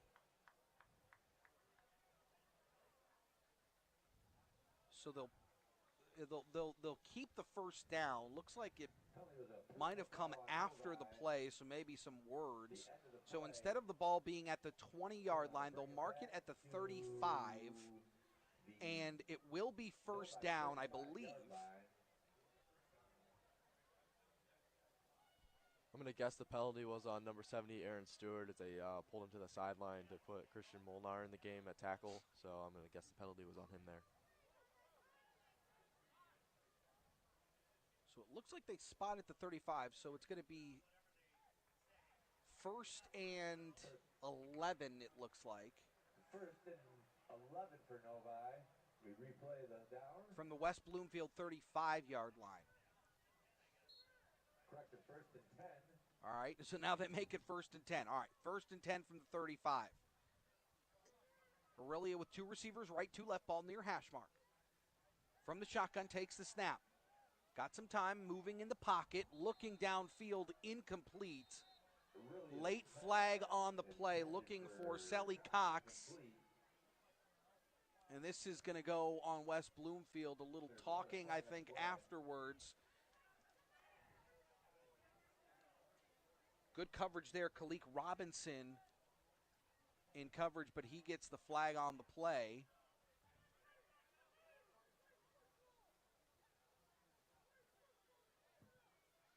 So you talk about the mistakes. It's not one you can make. Up 28, understandably, with under 7 minutes to play here in the third quarter, 6:53.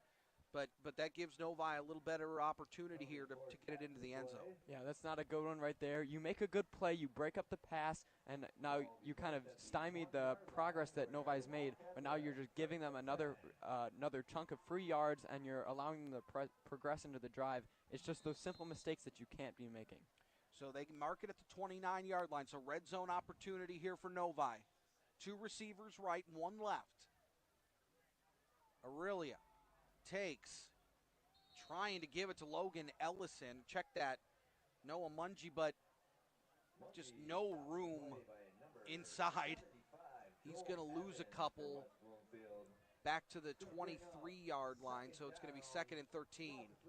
Yeah, it looks like it's Joel Evans right there getting back into the backfield. You can just see we're calling off so many names on this defensive line. All of them are winning their matchups and getting into the backfield. So Novi just trying to keep that defense on, is keeping that run an option here for them. Clock runs, 6:15 to play. Novi down 35-7, looking for points. Aurelia from the shotgun. Takes the snap, getting pressured, gonna bail, up the pocket, makes a man miss, spinning at the 20-yard line, tackled at the 21, spot him at the 23, so picks up about 6. That's the physical downhill running that I was talking about earlier with Johnny.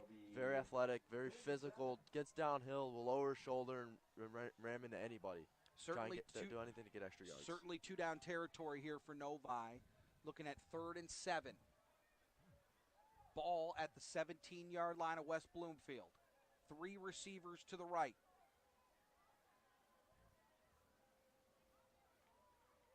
Aurelia settles in, takes the snap, looking left, throwing that way. Got a man inside the 10-yard line. That's Ellison out of the backfield making the catch.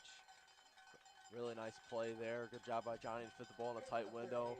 And a great catch for Logan, who typically doesn't get throws like that in contested windows, but a good job there to react and make the play. Kalik Robinson on the stop. gives Novi first and goal from the 9-yard line. Ellison lines up in the slot on the right. Really, it takes the snap. Gives Ellison trying to cutting upfield. Looks like he'll get back to the line of scrimmage. No gain. Second and goal from the 9 for Novi. Great job there. That's just the defensive line winning their battles, getting up there and being able to make the tackle. They got to stand on their heads right here.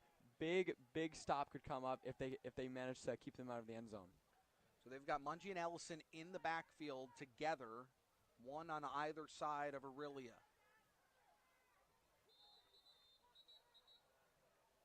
And we got a whistle. Novi is going to take a timeout here. So 4:26 here in the third. Novi takes their first timeout of the second half. Maybe a little confusion on personnel there, I think. Yeah, it looked like some personnel confusion. Alex Abler, who was called up from JV just this week for playoffs, and with the injury to Anthony, he's been asked to get some serious snaps today, and he looks like he's played pretty well so far. Hasn't gotten a pass or anything, but been an extra blocker for them. But looked like he had some growing pains there. How big is that jump from JV to varsity? The difference between JV football and varsity football is just, it's a different game. It's a completely different sport. And I mean, I never really got the opportunity to get too many snaps on varsity defense, but just even on special teams, the difference between special teams on JV and varsity is just, it's an entirely different game. The guys are entirely different sizes. There's so many more mental things that go into it. The jump between JV and varsity is just, it's two different sports. Are the playbooks relatively the same? So you come up and you have an idea you have of an the idea. terminology? The JV, Coach Scott, who's the Novi JV coach, does a pretty good job preparing you for varsity. But it's definitely condensed. You know, you're not really calling stunts or blitzes or anything on JV, so for defense. And then offense, it's a very condensed playbook, so a lot of differences there. So Aurelia looking at 2nd and 8. Second and goal here from the 8. They give it to Logan Ellison. Might have lost a yard back to the 9-yard line. What about from a baseball perspective or a hockey perspective, making that jump up to the varsity? Just like my partner said, every single time that you're making a jump up from a JV level to a varsity level, it's huge. And the big thing I would say is the expectations. There's just a much higher level of competitive spirit, and you need to be perfect every single play, and especially in a playoff atmosphere, it's even exemplified more so. So they'll lose 2 back to the 10-yard line. 3rd and goal. Aurelia takes, steps in the pocket, throws, incomplete. Wow, really good coverage there. Khalik Robinson just read that perfectly, looking for Gillings in the corner of the end zone, just able to hop up and tip that ball away. Yeah, he's been great all day, and that was a phenomenal athletic play right there. He got way up there to bat that ball down and prevent a potential touchdown. And Corey Pittman, who was actually in coverage, Khalik Robinson kind of came over and shaded over, but certainly Pittman had good coverage too. Yeah, you can see they're both working in tandem, and they both set each other up to make those plays. All right, Novi's got to get into the end zone. It's 4th and goal from the 10. Aurelia takes, steps up, throws into the end zone. Touchdown, Novi. Christian Gillings, little post inside, and Aurelia fired a rocket into him. Timing was perfect. Execution was perfect. A perfect play for the Wildcats. Gets them into the end zone. So Novi gets onto the board for the first time in the second half. Cuts into this West Bloomfield lead. This brings on kicker David Galligan, offered to play at Hope College next year. And he's been perfect on PATs that haven't been blocked this year. So now, didn't you learn anything from Brady earlier? I'm testing it. I'm testing it for myself. myself. Fair enough. Fair enough. I wanted to bring. He asked me to bring that up for him. So okay. Oh, it's a trick. Little double pass inside into the end zone. 2-point conversion successful. Wow. For Novi. New little wrinkle. That's a new one for us. Haven't seen that. Nice little play, and that gets him an extra point. That's shades of Mark D'Antonio era Spartan football. Little shovel pass inside. Yeah, that's just something I think caught the Lakers off guard. They definitely were not expecting it, and they just were not ready to handle it. Now again, so West Bloomfield up 35. to 15. So it's a 20-point game now. If anything, it adds a little juice onto the sideline, right? For sure, definitely. That was probably the goal for Coach Sparks of calling that play. Get the energy up a little bit.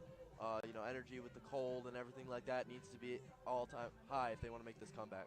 And you just don't ever know what happens, right? Anything can happen, and if you can manufacture any kind of momentum down by multiple scores, it can help things, even from a defensive perspective, add a little juice when they go out there next. Definitely.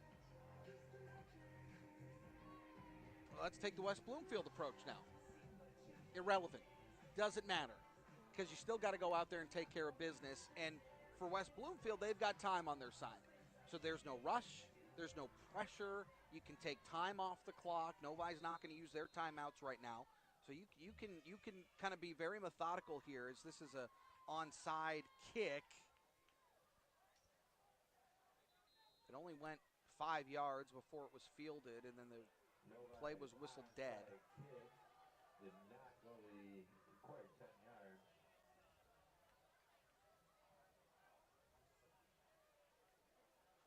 They spot the ball at the 45-yard line.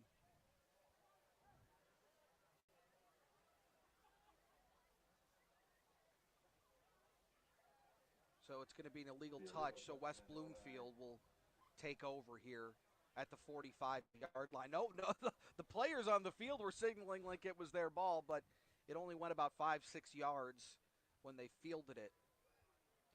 And Chris, to go back to your previous point, you were talking about how the Lakers have time on your side. Even though the defense, they did let up that touchdown, it was a long, sustained drive. They're not giving up those big, huge plays, so they're keeping the offense on the field, and they're making them eat up some clock. So out comes Bo Jackson, a name made for football.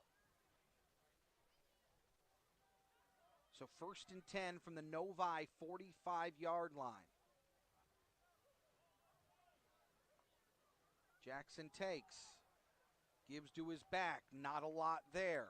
Malcolm Gibson on the carry, picks up 1 out to the 44-yard line.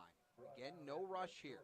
3:20 to play here in the third quarter. Nice play there by senior Christian Molinar. Get off his block, make the tackle.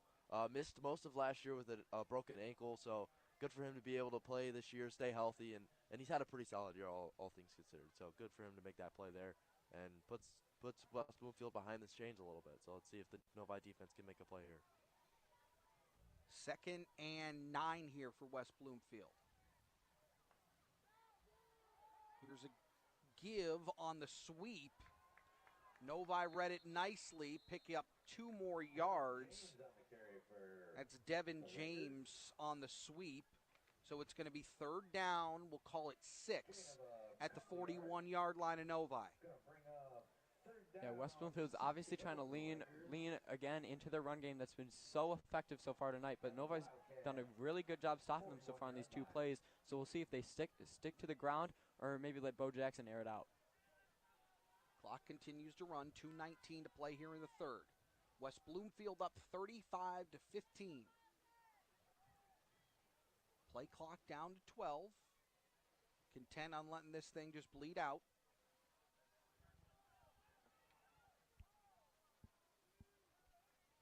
Jamal Shakespeare in the game. He's going to keep it. Makes a couple men miss. Spinning at the 30-yard line and then hauled down. Enough for a first down inside the 30 to the 27-yard line. And great play right there. Once again, it's the Wildcat formation for Jamal Shakespeare. We've already seen him break out a huge touchdown from that formation. And again, that's a huge play. Pick up that first down, keep the drive moving, and keep the clock on their side. 26-yard line. 1st and 10. So they'll spot it at the 26 for West Bloomfield. Again, no hurry. Play clock down to 12. Plenty of time. $1:25 to play in the third. Shakespeare stays in the game. Design keeper. Can't get out of one tackle, and he's gang tackled near the 20, call it 7-yard line, so he'll lose a yard. It's going to be 3rd down and 12 now for West Bloomfield. Good Good job by the Novi defense to rally there. They recognized the Wildcat and rallied to Shakespeare before he could get anything going. Yeah, that's an issue we saw it earlier in the first half with the multiple jet sweeps that the Lakers have been running. It seems like they kind of lean back on the plays that have been successful, and that time Novi was just ready for it. So they'll keep Shakespeare out here to give him that Wildcat look. Plays both sides of the ball. Been impactful on both sides of the ball tonight. Here's the sweep. Shakespeare's going to keep it, follows his blocker around that left side. Got space and a first down, cuts it inside. They're going to say he stepped out of bounds. It's enough for a first down inside the 15 to the 12. Now we've got whistles. And around the 10-yard line, good enough for a Lakers I don't see a flag, but they are talking at like the 24-yard line. The officiating crew tonight. Well, regardless on what the eventual outcome of this play is, that was a great run by Shakespeare. You can see even when they know it's coming, his elusiveness, his speed, his agility allows him to break those big runs.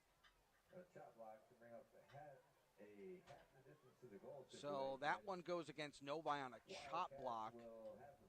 So that'll move the Wildcats half the distance to the goal from where that play ended. Correction, the Lakers will have the ball at the 6-yard line. Looks like, yeah, they'll spot him at the 6-yard line. So that's where Wildcats will have a first and goal. Or excuse me, the Lakers will have first and goal.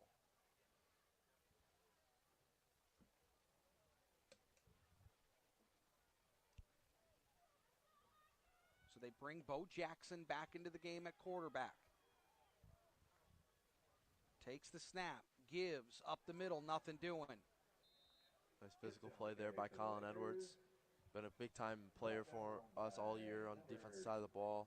Second on the team in tackles, and made a big play there. Malcolm Gibson on the carry. So no gain on the play. Maybe they'll spot him at the 5-yard line. And the third down play coming up will come after the break. West Bloomfield up 35-15. Fourth quarter action coming your way here on WJR. Do you think our country's going in the right direction, or does it feel like everything's falling apart? If you're a bit concerned, you're not alone. In fact, Americans from all walks of life have taken action to prepare for whatever's coming next.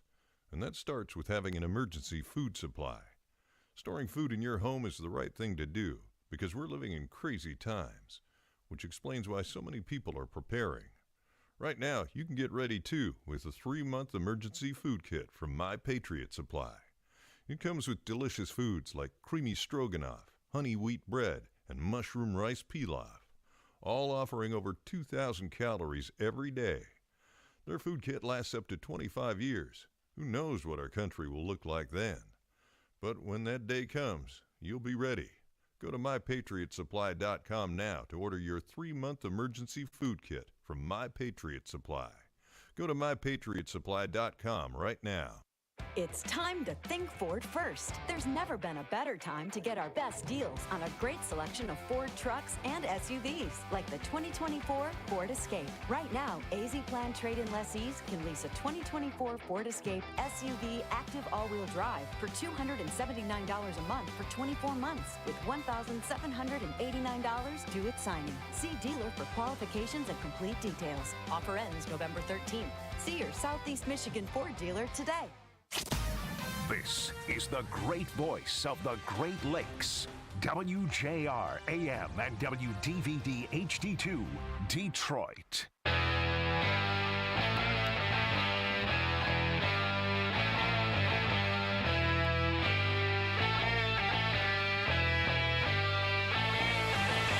You're getting the only high school football game coverage in Southeast Michigan you need. The Drive to the Game. Sponsored by your Southeast Michigan Ford dealers. Also sponsored by McLaren Healthcare.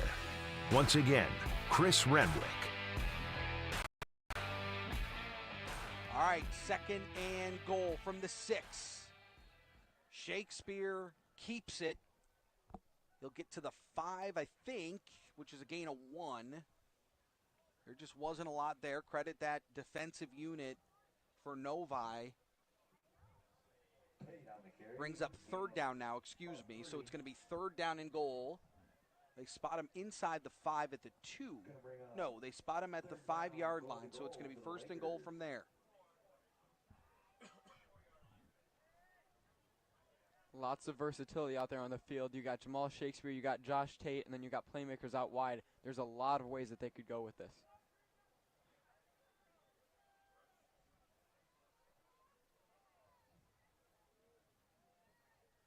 Shakespeare takes on the keep, trying the left side into the end zone. Touchdown, Lakers. Great job right there. That's his 2nd touchdown of the day, and you can see that's the offensive line creating gigantic holes for him to run through. That really is a touchdown that you have to give full credit to them. He didn't even have to try on that run. Again, just patiently running. He just hesitated enough to set up those blocks up front. And when you're in that wildcat look, it's important that you just let that develop up front. Yeah, he's been very disciplined so far, and you can see he's been rewarded. He's had some huge gains.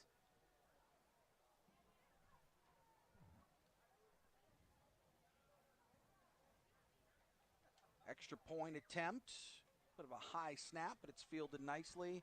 And up through that upright for an extra point. 42-15 now, West Bloomfield. Novi scores, and right as an answer back, the Lakers cash in. So from Novi's perspective, you're going to have to really air this thing out. I mean, certainly Gillings has been a favorite target today, and you expect a lot of attention will be on him this next drive. Yeah, definitely going to have to try and do something, create a big play, have some fun and try and get as many points on the board as possible. It'll be interesting to see this battle.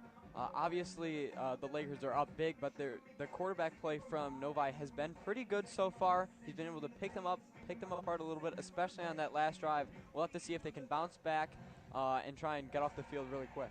So what is playoff week like in school for you guys? What's the vibe that you guys get? This week it was kind of interesting because we didn't have school on Tuesday because the juniors were taking the PSAT, so it was a short week for us. We didn't have school today either because of fall break. So it's a short week, but you could definitely tell things were a little bit different with it being Halloween as well. It was a very interesting week in school. Not too much special for the football team, but just in general, it was just kind of going about your business. Yeah, just kind of getting to work. Ooh, that one's bobbled at the 40-yard line, just shy of the 40-yard line, and absolutely planted. Good special teams coverage there by this Lakers unit. What was playoff week like at West Bloomfield? Playoff week for us, it's always a big deal. We're a team that's had a lot of success, so there's kind of an expectation of victory around West Bloomfield. And I've been talking to some of the players about those expectations, and they've been saying that they've just been drowning it all out. They've been focusing on themselves, and they're focusing on playing their game, and they're not getting concerned with what other people have to say. Yeah, just shutting out all that noise, getting down to business. And West Bloomfield has handled it today, up 42-15 here early fourth quarter. So Johnny Aurelia back in business with this Novi offense. 2 receivers to the right. Takes, gives, up the middle, Logan Ellison. Positive yards out to the 30-yard line, gain of 2, brings up second down. Check that, Noah Mungie is the ball carrier. Noah Mungie on the carry. So he'll pick up those 2 yards. Novi had a really rough time running the ball today through 3 quarters. They just haven't had a ton of success running the football. Credit, certainly this front unit, this front 7 for West Bloomfield. Here's a bubble screen out to Gillings, but just nothing there. He'll lose those 2 yards that they gained on the last play back to the initial line of scrimmage, so it's going to be 3rd and 10 for Novi. And this defense has been relentless all night. They have not strayed away from that aggressiveness that they started with in this game. Yeah, and that play just another example of that. That's Corey Pittman on the tackle. That is already a player that has an interception. He's been flying all around the field, and that's a great tackle in some open space right there. Aurelia from the shotgun. They show pressure. They bring 3. Manipulating that pocket. Now Aurelia's got a bail. Throws over the head of Christian Gillings.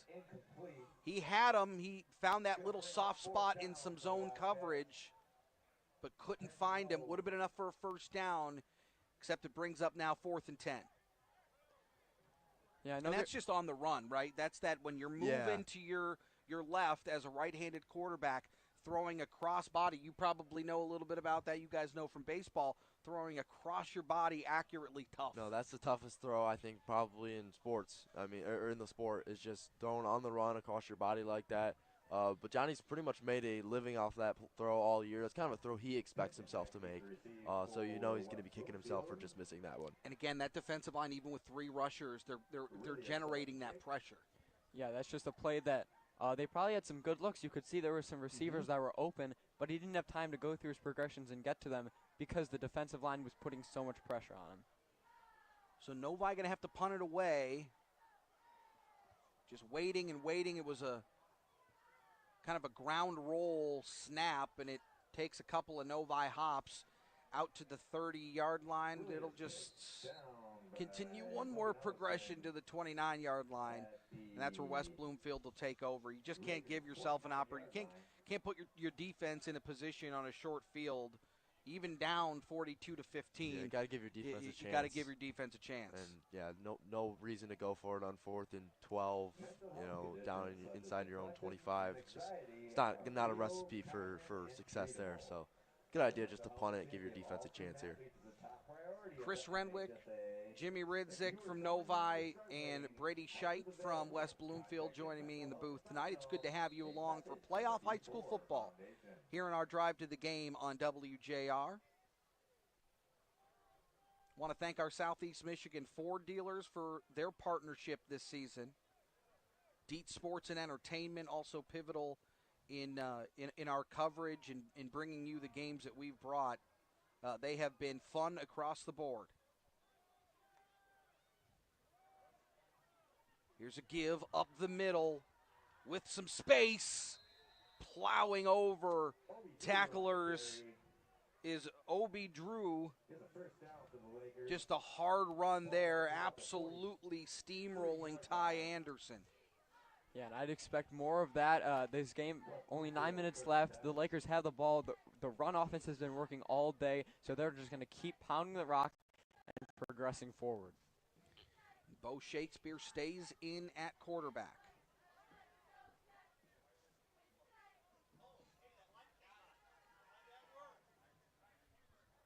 So clock continues to run. 9 minutes left here in the 4th quarter. All West Bloomfield, 42-15.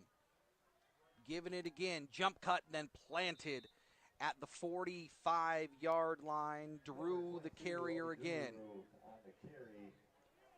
And even then, that's just a short game, but it's still showing off some of Duru's skills. They're getting him to in the backfield. He's able to spin off a defender, plow through, still pick up some yards. That's a play that easily could have been a 2-yard loss, and instead it's a 2-yard gain. So 2nd and 8 here for West Bloomfield. Play clock down to 16, plenty of time here. Once that play clock hits at about 7, they set. Shakespeare takes, fakes. He's going to keep it around the right side. Not a lot of room. Just keeping those legs churning, though, across the 45-yard line, out to the 49-yard line. Gain of 4 brings up 3rd down and 4. Good job by the Novi defensive line to kind of stretch that play out, force them to cut it back inside and hold to a minimal gain there. And again, just no rush here for West Bloomfield. A couple of players head over to the sideline, get the play call from the coaching staff, and they head in. Play clock down to 12. Game clock at 7:25.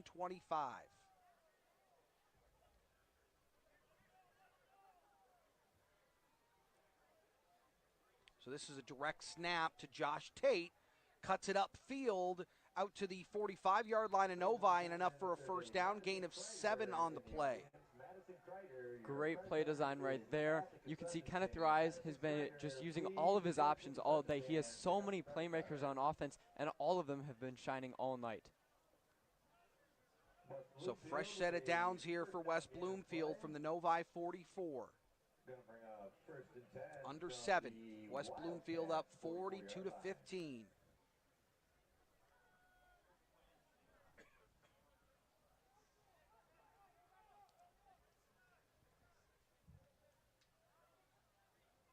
They finally get set. Josh Tate looks like he's going to take that snap again.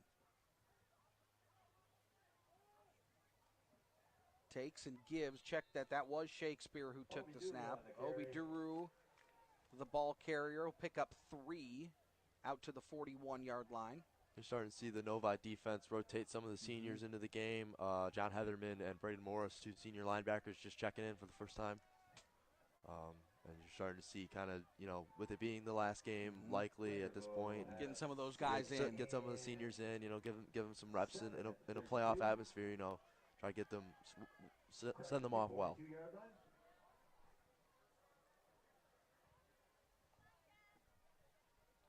So 2nd and 7 here. They bring Bo Jackson back in. Empty set. Takes the snap. Gives on the sweep. Tacklers in pursuit, taking him down at the 42-yard line. That's a give. Devin James on the sweep. And good tackle there in coverage. Keegan Lekevich.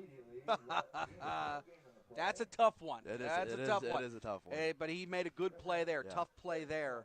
Brings up 3rd down and 8. Yeah, that one took a long time to learn. So it's not just me. No, it's not. All right, very good. It took a long time. Does he have a nickname? Do Keegs. we have something short? I just call him Keegs. Keegs, okay. Yeah. We'll go Keegs. That's good. All right, 3 receivers right. Play clock down to 10. Jackson takes the snap. Quick pass out to the right, trying to find some space. First down yardage and more. Out to the 30-yard line, staying in bounds near the 25. Good tackle or good run there, Obi Duru, on that quick little dump off from Bo Jackson. Picks up a first down, stays in bounds, so that clock's going to continue to run. 4:40 here in the 4th quarter. Yeah, and this drive has really been showcasing some of the other playmakers on the Lakers offense. Obviously, the Lakers have some big names, Bo Jackson, Elijah Durham, but this drive, Obi Duru has had some great plays, and he's really been showing why he's an impact player. Also want to thank our friends at Sportscaster this season. Great opportunity for a lot of high schoolers, but anybody that wants to get into sports broadcasting. It's a great platform, great opportunity. They're going to give this one. Josh Tate didn't quite get those wheels churning like he wanted. Maybe just a bit of a stutter step, but he'll pick up a yard. So it brings up 2nd and 9. Another senior rotating into the game, number 28, Rishi Mudagal. It's good to see him get out there for these last few minutes. From their 25-yard line.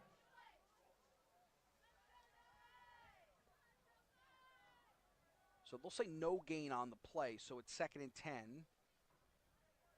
Again, West Bloomfield just letting this clock bleed out. 3:25, West Bloomfield up 42-15. Finally, they settle in. Empty set. Here comes the motion on the sweep, left to right, with blockers. Into the end zone, touchdown, West Bloomfield. Just on that little sweep, Devin James takes it in for the score, just ballooning that Laker lead. Yeah, great great job by them all drive. They're making plays. They're doing what they need to do, and they're highlighting the players that they might have not been the stars of this game, but you never know. There could be injuries, anything like that. You have to be ready to play at all times, and they're showing that they're deserving of being out on the field. Yeah, it's certainly a next man up mentality, whether you're up by a few scores or whether you have to go in by necessity. So anytime you're getting these reps in these games, it is certainly a benefit, especially for West Bloomfield. I don't want to make any assumptions, fellas, but it seems like the Lakers are going to move on here with 3:06 to play. Extra point attempts up, and that one is good. Unfortunately, that is looking likely. It does seem like the case. So it is likely that we will see West Bloomfield versus Detroit Catholic Central next week. Saw an update on that score, and CC's well ahead. Okay, so that's a preview of what West Bloomfield's got in the future. From what I've seen tonight from West Bloomfield and what I saw last year when Novi took on CC and what I've seen from CC all year long, that should be a competitive game. It's going to be a fun game. Yeah, that's going to be an exciting one, and there's some added storyline. It's going to be a homecoming for Bo Jackson. He 2.5 years of high school at CC. It's going to be a homecoming for him, and it should be a really exciting matchup. I'm looking forward to it. So West Bloomfield here is going to kick this one away.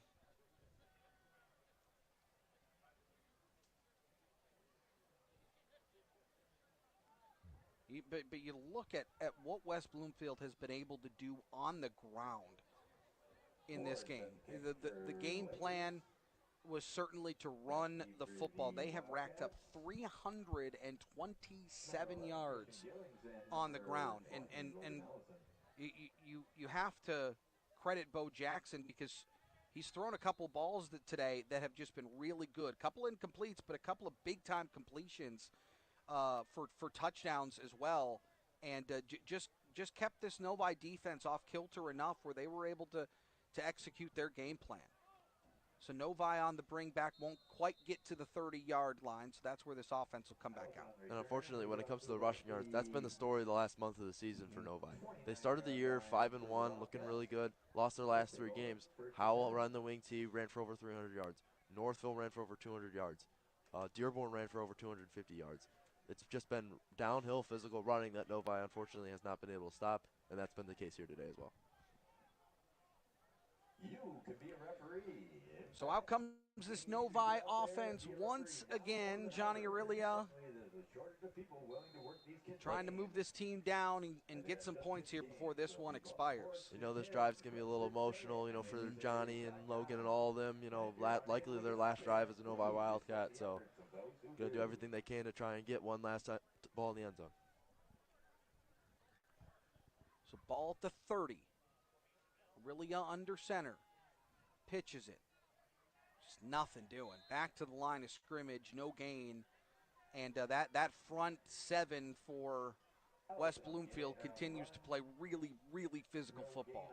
Yeah, I'll go back to that word we've been talking about all day. It's just relentless. The pressure is relentless. The speed is relentless. Anytime that a Novi Wildcat's moving, they have the ball, there's at least 2 or 3 Lakers that are right on them, and they're putting immediate pressure onto them. It's just been relentless defense all day. From the shotgun, 2 receivers left, 2 right. Here's the motion man, and a give, and a throw over the top. Ooh, little bit of contact and a flag on the play. They're going to get Makai Harris on a little bit of contact. It might have been a little bit caught up in the feet. They were looking for Alex Wilson. So that'll draw the pass interference and give Novi a fresh set of downs here. Yeah, ran that play all the way back in week 2 against Heartland. A little jet sweep throw from Gillings, has experience playing quarterback in his youth football days, and that one actually went for a big play touchdown. So trying to do it again, and it got a PI, so worked out a little bit. Yeah, that's a tough one from a defensive perspective. That's just a play you're not expecting. It's a little bit funky, and you're going into coverage. You don't really know where the ball is coming from, and it's tough to guard that play. 2:20 left here in the fourth quarter. West Bloomfield up 49-15 over Novi. Aurelia takes the snap, getting pressured, manipulating the pocket, runs into his own lineman. Now rolls, throws into the West Bloomfield bench. It goes incomplete, so the clock will stop to 11 to play in this one. And it's going to be 2nd and 10. The West Bloomfield bench coming alive. Mario Mahajan checking into the game, trying to getting some reps in here. Senior.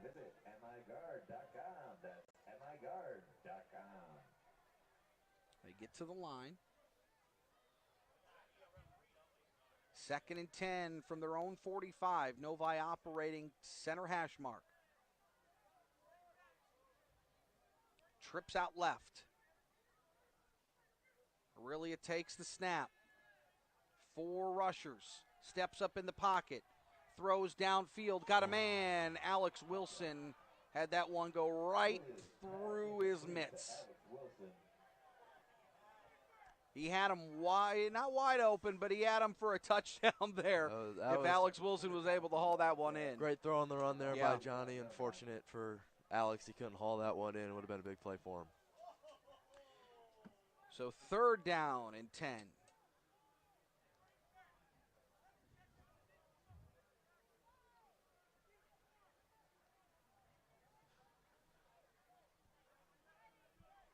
We talked about that throw. You talked about that throw that Aurelia has made all year. Rolling to his left. That was a good ball. 2 receivers out left, 2 right. Aurelia takes. Here comes the pressure. Bailing, rolling, setting. Happy feet in the pocket, throws it away. Closest man in the area was Christian Gillings. And there it is again, just more pressure from the Lakers. They've been making Aurelia uncomfortable all night. It's really tough to be throwing on the run, and it seems like almost every single play when he's dropping back, there's pressure almost immediately. He has to roll out, and it's just been a tough night for him. 4th and 10. No punting unit out here for this Novi team. From their own 45-yard line. They send 3 receivers to the left. They need the West Bloomfield 45. Incomplete, looking for Christian Gillings. Just a little bit of uncomfortableness in the pocket. The pressure was closing in on Aurelia. And that one falls incomplete. And West Bloomfield turns them over on downs inside Novi territory. You can feel and see the emotion from the Wildcats offense as they walk off the field for the final time this year. It's been a great year for them, but unfortunate that it ends like this. So West Bloomfield will move on to the 2nd round of playoff action here in high school football. And they played a heck of a game today. This was a well-executed game plan on every side of the ball. Yeah, this is a game that they're going to look at, and they're going to be really pleased with almost all aspects of the game. Defensively, they were able to limit that. They were able to limit the Novi offense, create pressure, and force them into bad situations. And then obviously, offensively, they've just had a phenomenal night, and potentially could add more.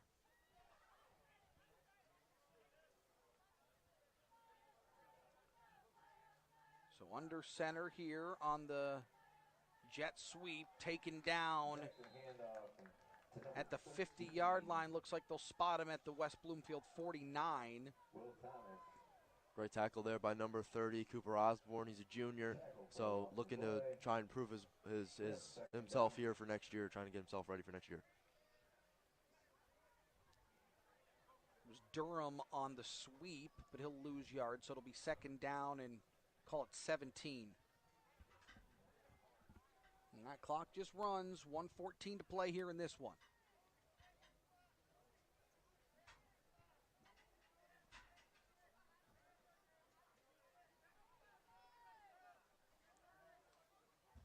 West Bloomfield fans on the far side of the field who came to the game tonight rewarded with a good one, battle in the cold. Here's a give. Good hard running once again by this running back group of West Bloomfield. Nate Herbert on the carry there. He'll pick up chunk yardage. It's going to be 3rd and 7 now coming up for West Bloomfield back in Novi territory. Yeah, a ton of different Lakers getting to carry the ball today. You've just been able to see there's so many different players on this Lakers offense that are going to be able to make an impact and could potentially lead them to a playoff run. Well, one of the great formations in football, victory formation here for West Bloomfield, and that is going to do it. Lakers beat the Wildcats 49-15. They move on in postseason play, and for Novi, that is going to do it. It's going to cap off their 2024 campaign. It's going to do it for us here in the booth as well. Jimmy Rydzik, thanks so much. Appreciate you hanging out with us. It's been a lot of fun. Thank you. A lot of fun. And Brady Scheidt out of West Bloomfield, the senior. Enjoy NYU next year. It's going to be a lot of fun, and thanks for hanging out. I appreciate it. Thank you so stuff. much. It's going to do it for me as well. Chris Renwick saying so long. Have yourself a wonderful weekend. And West Bloomfield wins it. They're moving on 49-15. Have yourself a wonderful night. You've been listening to our Drive to the Game coverage here on WJR. Do you think our country's going in the right direction, or does it feel like everything's falling apart? If you're a bit concerned, you're not alone. In fact, Americans from all walks of life have taken action to prepare for whatever's coming next. And that starts with having an emergency food supply. Storing food in your home is the right thing to do, because we're living in crazy times, which explains why so many people are preparing. Right now, you can get ready too with a 3-month emergency food kit from My Patriot Supply. It comes with delicious foods like creamy stroganoff, honey wheat bread, and mushroom rice pilaf, all offering over 2,000 calories every day. Their food kit lasts up to 25 years. Who knows what our country will look like then? But when that day comes, you'll be ready. Go to MyPatriotSupply.com now to order your 3-month emergency food kit from My Patriot Supply. Go to MyPatriotSupply.com right now. You would never see a doctor who claims to specialize in 10 completely different areas of medicine. So why would you hire a lawyer who does the same? Michigan Auto Law. All we do is auto accidents. Visit autolaw.com. That's autolaw.com. The 2024 F-150 is built Ford tough and proud to be the official truck of your Detroit Lions. Right now, returning AZ Plan trade-in lessees can lease a 2024 Ford F-150 XLT 4x4 Super Crew for $319 a month for 24 months, with $3,909 due at signing. See dealer for qualifications and complete details. Offer ends November 13th. See your Southeast Michigan Ford dealer today. Think Ford first.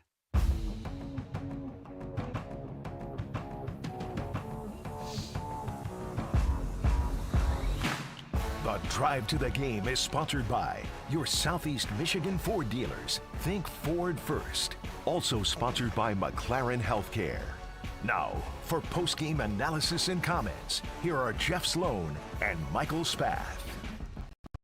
All right, welcome to the SportsCaster.com post-game show. Actually, Michael Spath not here with us tonight. We've got Taryn Fritching, Kristen Kajawa here. A great game, actually, a very commanding win for West Bloomfield. West Bloomfield against Novi tonight. We're here at the Novi Stadium. Beautiful, beautiful campus here in Novi. Taryn, we said at halftime that either West Bloomfield would come out and really exert themselves and take over this game and do what we thought they were really capable of doing and maybe should have done during the first half, and that is just really kind of beat them up pretty good. And they did just that. What are your comments on the game? I really just think that West Bloomfield had such a great game. And in my opinion, I think that West Bloomfield and Novi going into the playoff game was a pretty even matchup, considering that one was 5-4 and one was 4-5. However, I really think that for West Bloomfield being in the OAA Red, which is such a tough conference, I really think that they showed, regardless of their record, I really think they showed themselves out here for this week. Yeah, really. Listen, I got to say, we're joined now by a couple of your student broadcasting cohorts. We've got Brady and Jimmy here with us. Jimmy Rydzik from Novi. Brady, Scheidt or Scheidt? Scheidt, sorry about that. Brady Scheidt from West Bloomfield and Jimmy from Novi. So look, guys, what did you see? How did the game look from up there? You got a chance to be in the play-by-play booth. You got to call, give commentary on the game. What were you guys seeing? Definitely a lot of West Bloomfield just running the ball and just West Bloomfield controlling the game, really kind of in every aspect, right? Pretty much controlled the game in every aspect. Yeah. Novi, they were fighting for sure, but West Bloomfield just had played the better game today. Yeah, right on. Yeah, I just have to say it was a dominant performance from the Lakers. Defensively, they were able to get pressure on the quarterback and limit their offensive capability, and then offensively, they put up a ton of points. They were dominant in the trenches. They were able to run the ball as much as they wanted, and then obviously they were also to put the ball through the air and scored some touchdowns that way. So it was just an altogether great performance from the Lakers. It really was from the Lakers indeed, and we've got some Lakers here with us. What I'm going to do is I'm going to hand you my headset and mic. We'll just go one by one. I'll give you my chair. You guys can feel free to ask questions, whatever you want to ask of the players who get a chance to be on the post-game show with us. Share their perspectives.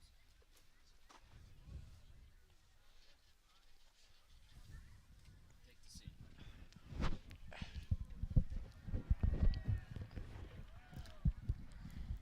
All right, hello, you guys. How was the game? I don't know how well you guys can. Should I give them? We're going to go one by one. Okay. We've got the mic over here, so talk to this gentleman here first. All right, so we're here with Corey Pittman. You had the pick 6 in this end zone. Yep. How did that feel for you? It felt great. I mean, we was up, 14-0. Mm-hmm. We just need another good stop, big stop, so we go back on the offensive side. And the pick was up there. I wanted to go get it, and just went back to the end zone. I mean, I think in my opinion, you kind of remind me of Kirby Joseph in that pick. I think it was really great, but you guys want to say anything? Obviously, you were making big-time plays all day today. What was kind of the game plan going in to face Novi's offense? One of our big safeties got injured at practice, so I had to have a big step and roll into safety. So our big ones just like stop the run, stop the stretches, and stop like the bubbles and stuff. So I think we did that as a whole group. And then looking ahead to next week, obviously you got Detroit Catholic Central. What's your mindset heading into that game? Confident. I mean, they're a good team, but I feel like everybody come together on our team, we can get it done.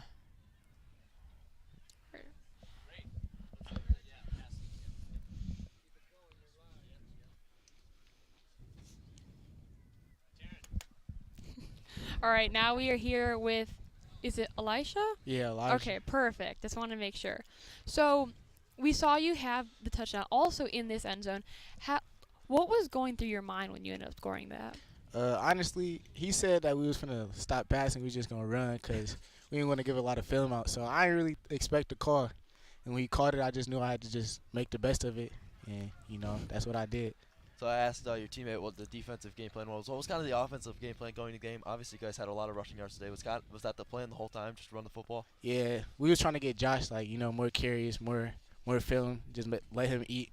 Then we got Jamal in it, and, you saw what he did, 3 touchdowns. And, I mean, I just was out there blocking, doing my job, so that's really it. And then I guess to echo my previous question, going into this next round, obviously, like you said before, not a lot of tape put on for this game. What do you expect out of next game? I expect the ball a lot, Everybody prediction is saying we losing, but I don't really believe that. I mean, we a good, talented team. We just had a few rough weeks in the regular season. I feel like it's playoffs now. Like, we coming to play. It don't matter who it is. Good. And then we'll switch for the last one.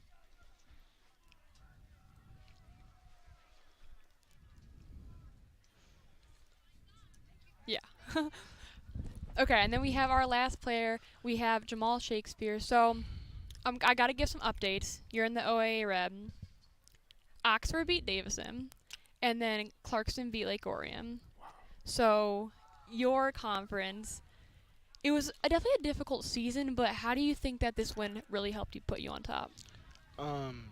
This win really helped us about, confidence and going into the next game, like my past teammate said. And we're just going to build upon this game. And, I mean, we got CC next week, so we got to be focused and have a good week of practice. So, obviously, splitting time at quarterback with Bo, what's, the number one way that you feel you get into the flow of the game? Just, I know, obviously, you're more of a wildcat guy running the football. What would you say is your number one way you just kind of get in the flow of the game despite the fact you're not getting all the carries or all the snaps at quarterback? I get in the flow of the game by keeping up with the offense. I'm right by my offensive coordinator, Coach Rise. And so I'm also looking at what Bo doing. I'm going on the film. I'm looking at the film with plays and plays happening. I'm breaking down, And then when I go in, I just got to do what I got to do. I just know what I can do, and I just execute. And then the last thing, you're a two-way player. You were flying around the field all day. You were making big plays on offense and defense. How do you feel being a two-way player allows you to impact the game? I love it. I love playing two-way. I always wanted to play safety, but playing quarterback, they only want their quarterback going both ways because they worry about him getting hurt. Then when Bo came in, it was just like, okay, I can finally play both ways now. And so basically my biggest point is just staying healthy and staying in condition to play both ways. And so, yeah, I just been focusing on that. All right, well, we will let you go. Great win today, and we wish you best of luck next week. Thank you.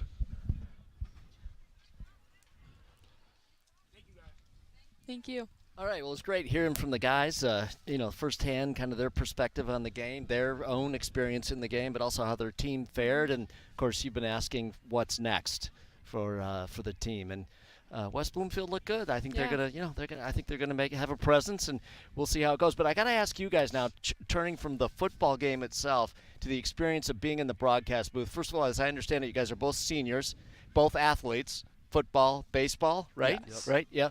And here you were in the broadcast booth. That's probably the first time you've ever done anything like that? Of course, you were on WJR AM 760, Heritage Station, big station here in the state of Michigan, across the Midwest, really. What was that like for you? It was awesome. I mean, I've always dreamed of doing something like that. It was so cool. It was a lot of fun. Probably definitely the most fun I've had ever since getting hurt from football. So, it was a dream come true. It was awesome. That's really cool.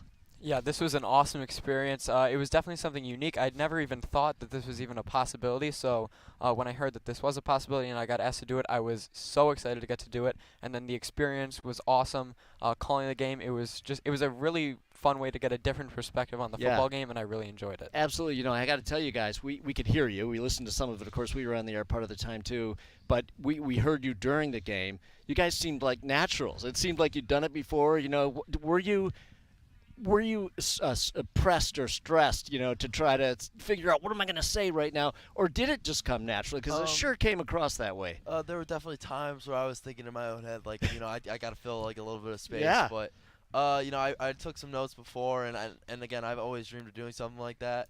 And, that would be awesome to, like, keep doing that in the future. So just using that, I always felt like it was something I was kind of built to do, and it was awesome. It was really It fun sounded experience. incredible, yeah. Yeah, for sure. I had a little bit of stress going into it, but obviously the notes help. And I will say, driving here, was practicing some of the calls, thinking ahead, just getting some of that work in. But it did feel a little bit natural, and just going in, you just kind of get to talk about the football game and just talk about something you enjoy. So I did feel like it was able to have a little bit of flow. And each of you guys, if you got the call to do it again, would you? Absolutely. 100%. That was awesome. It's really cool. Was really fun. And, of course, you got to work with Chris. He's so good, smooth, easy to work with. Chris is great. Chris is absolutely great. So let me ask you this. Do you think there's any chance that this might have inspired you or motivated you to think about, maybe this could factor into my future? I was already thinking about doing it for the future. So I have already kind of planned it out. That's something I definitely want to go into in the future. And this was just kind of confirmed that. This was really fun. And I really hope I get to keep doing this for the rest of my life. Do you see yourself sitting in the play-by-play spot or the commentator spot? I would definitely love to be the play-by-play guy. Yeah, all right. That'd be really cool. All right. But we'll see. Obviously, life has its own plan. So very, very cool. Brady. Yeah, I had a great time doing this, and it's definitely something I want to look for in the future. I'd never really thought about it before. I didn't even really know that this was an option. Right? An option. This was an option or something that high schoolers could do. But getting to do it as a high schooler is a great experience. And then going into college, hopefully there's going to be other opportunities, maybe to call some college games or something like that. But this was a great experience. Did your peers at the school know you guys were going to be doing this? I told a few people, and I was telling people before. Like, I told everyone on the team I was doing it, and they were excited because it was pretty cool. So. Very much so. They know it's something I've talked about before, so when they knew I got the opportunity, it was cool. It's great. And I've been telling a bunch of people I know, all of my friends, seeing if maybe they'd even want to tune in, because obviously not all of them came out. So I said, hey, if you want to listen for a little bit, I'll be on the radio if you want to tune in. So hopefully some of them got to listen to a little bit, but I definitely made sure that they knew. Yeah, all right. So you said maybe this could factor into your future. You'd like to do it again sometime. If you could aspire to be one of the broadcasters that you see on a Sunday afternoon or Saturday afternoon, whatever it may be, who would it be for you? I like Chris Fowler from ESPN. I love his voice. Obviously, watching Michigan in the national championship. Yeah, that was an amazing call that he did on that game. Incredible. His calls in the Rose Bowl in the national championship were awesome. I love his voice. I love the way he calls the game. Yes. I would say my role model in that would be Chris Yeah, Fowler. it's the great mix of intelligence about the game, but also the level of excitement. When a great caller obviously is able to get you all fired up, get you out of your seat, and really amplifies the action. Really cool. Brady. I feel like I'd have to go with Kirk Herbstreit. I love listening to him for college football games or NFL football games. I really feel like he brings the viewer into the game, and that's kind of what I was trying to go for, make them feel like they're part of the game and actually watching the game in person. Yeah. So that's great, guys. We really appreciate all the post-game commentary here, and we wish you guys all the luck. We'd love to have you back and do more with us, and we certainly going to open up lots of opportunities at Sportscaster to do more of just what you did tonight, and some other things too. Some sports reporting, access to locker rooms, players at the professional level and the college level. Taryn, I want to turn to you. Let me ask you some of the same kinds of questions. Now, you, unlike these gentlemen who did this tonight, really for the first time, the only time they've ever done this, you're an old pro now. How has it been for you? What's this been like for you?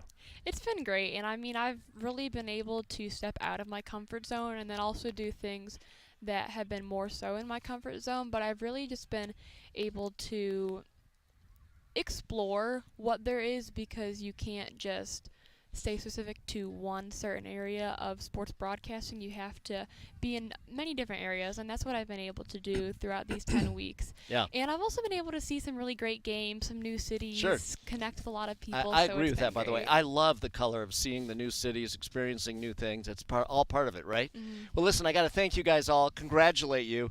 Everybody's done an amazing job. Thanks for being on sportscaster.com, and that's a wrap, guys. That'll wrap it up here from Novi, Michigan. Thanks for joining us, and make it a great night. At Michigan Slip and Fall Lawyers, we protect people hurt in slip and fall accidents. The only law firm in Michigan specializing in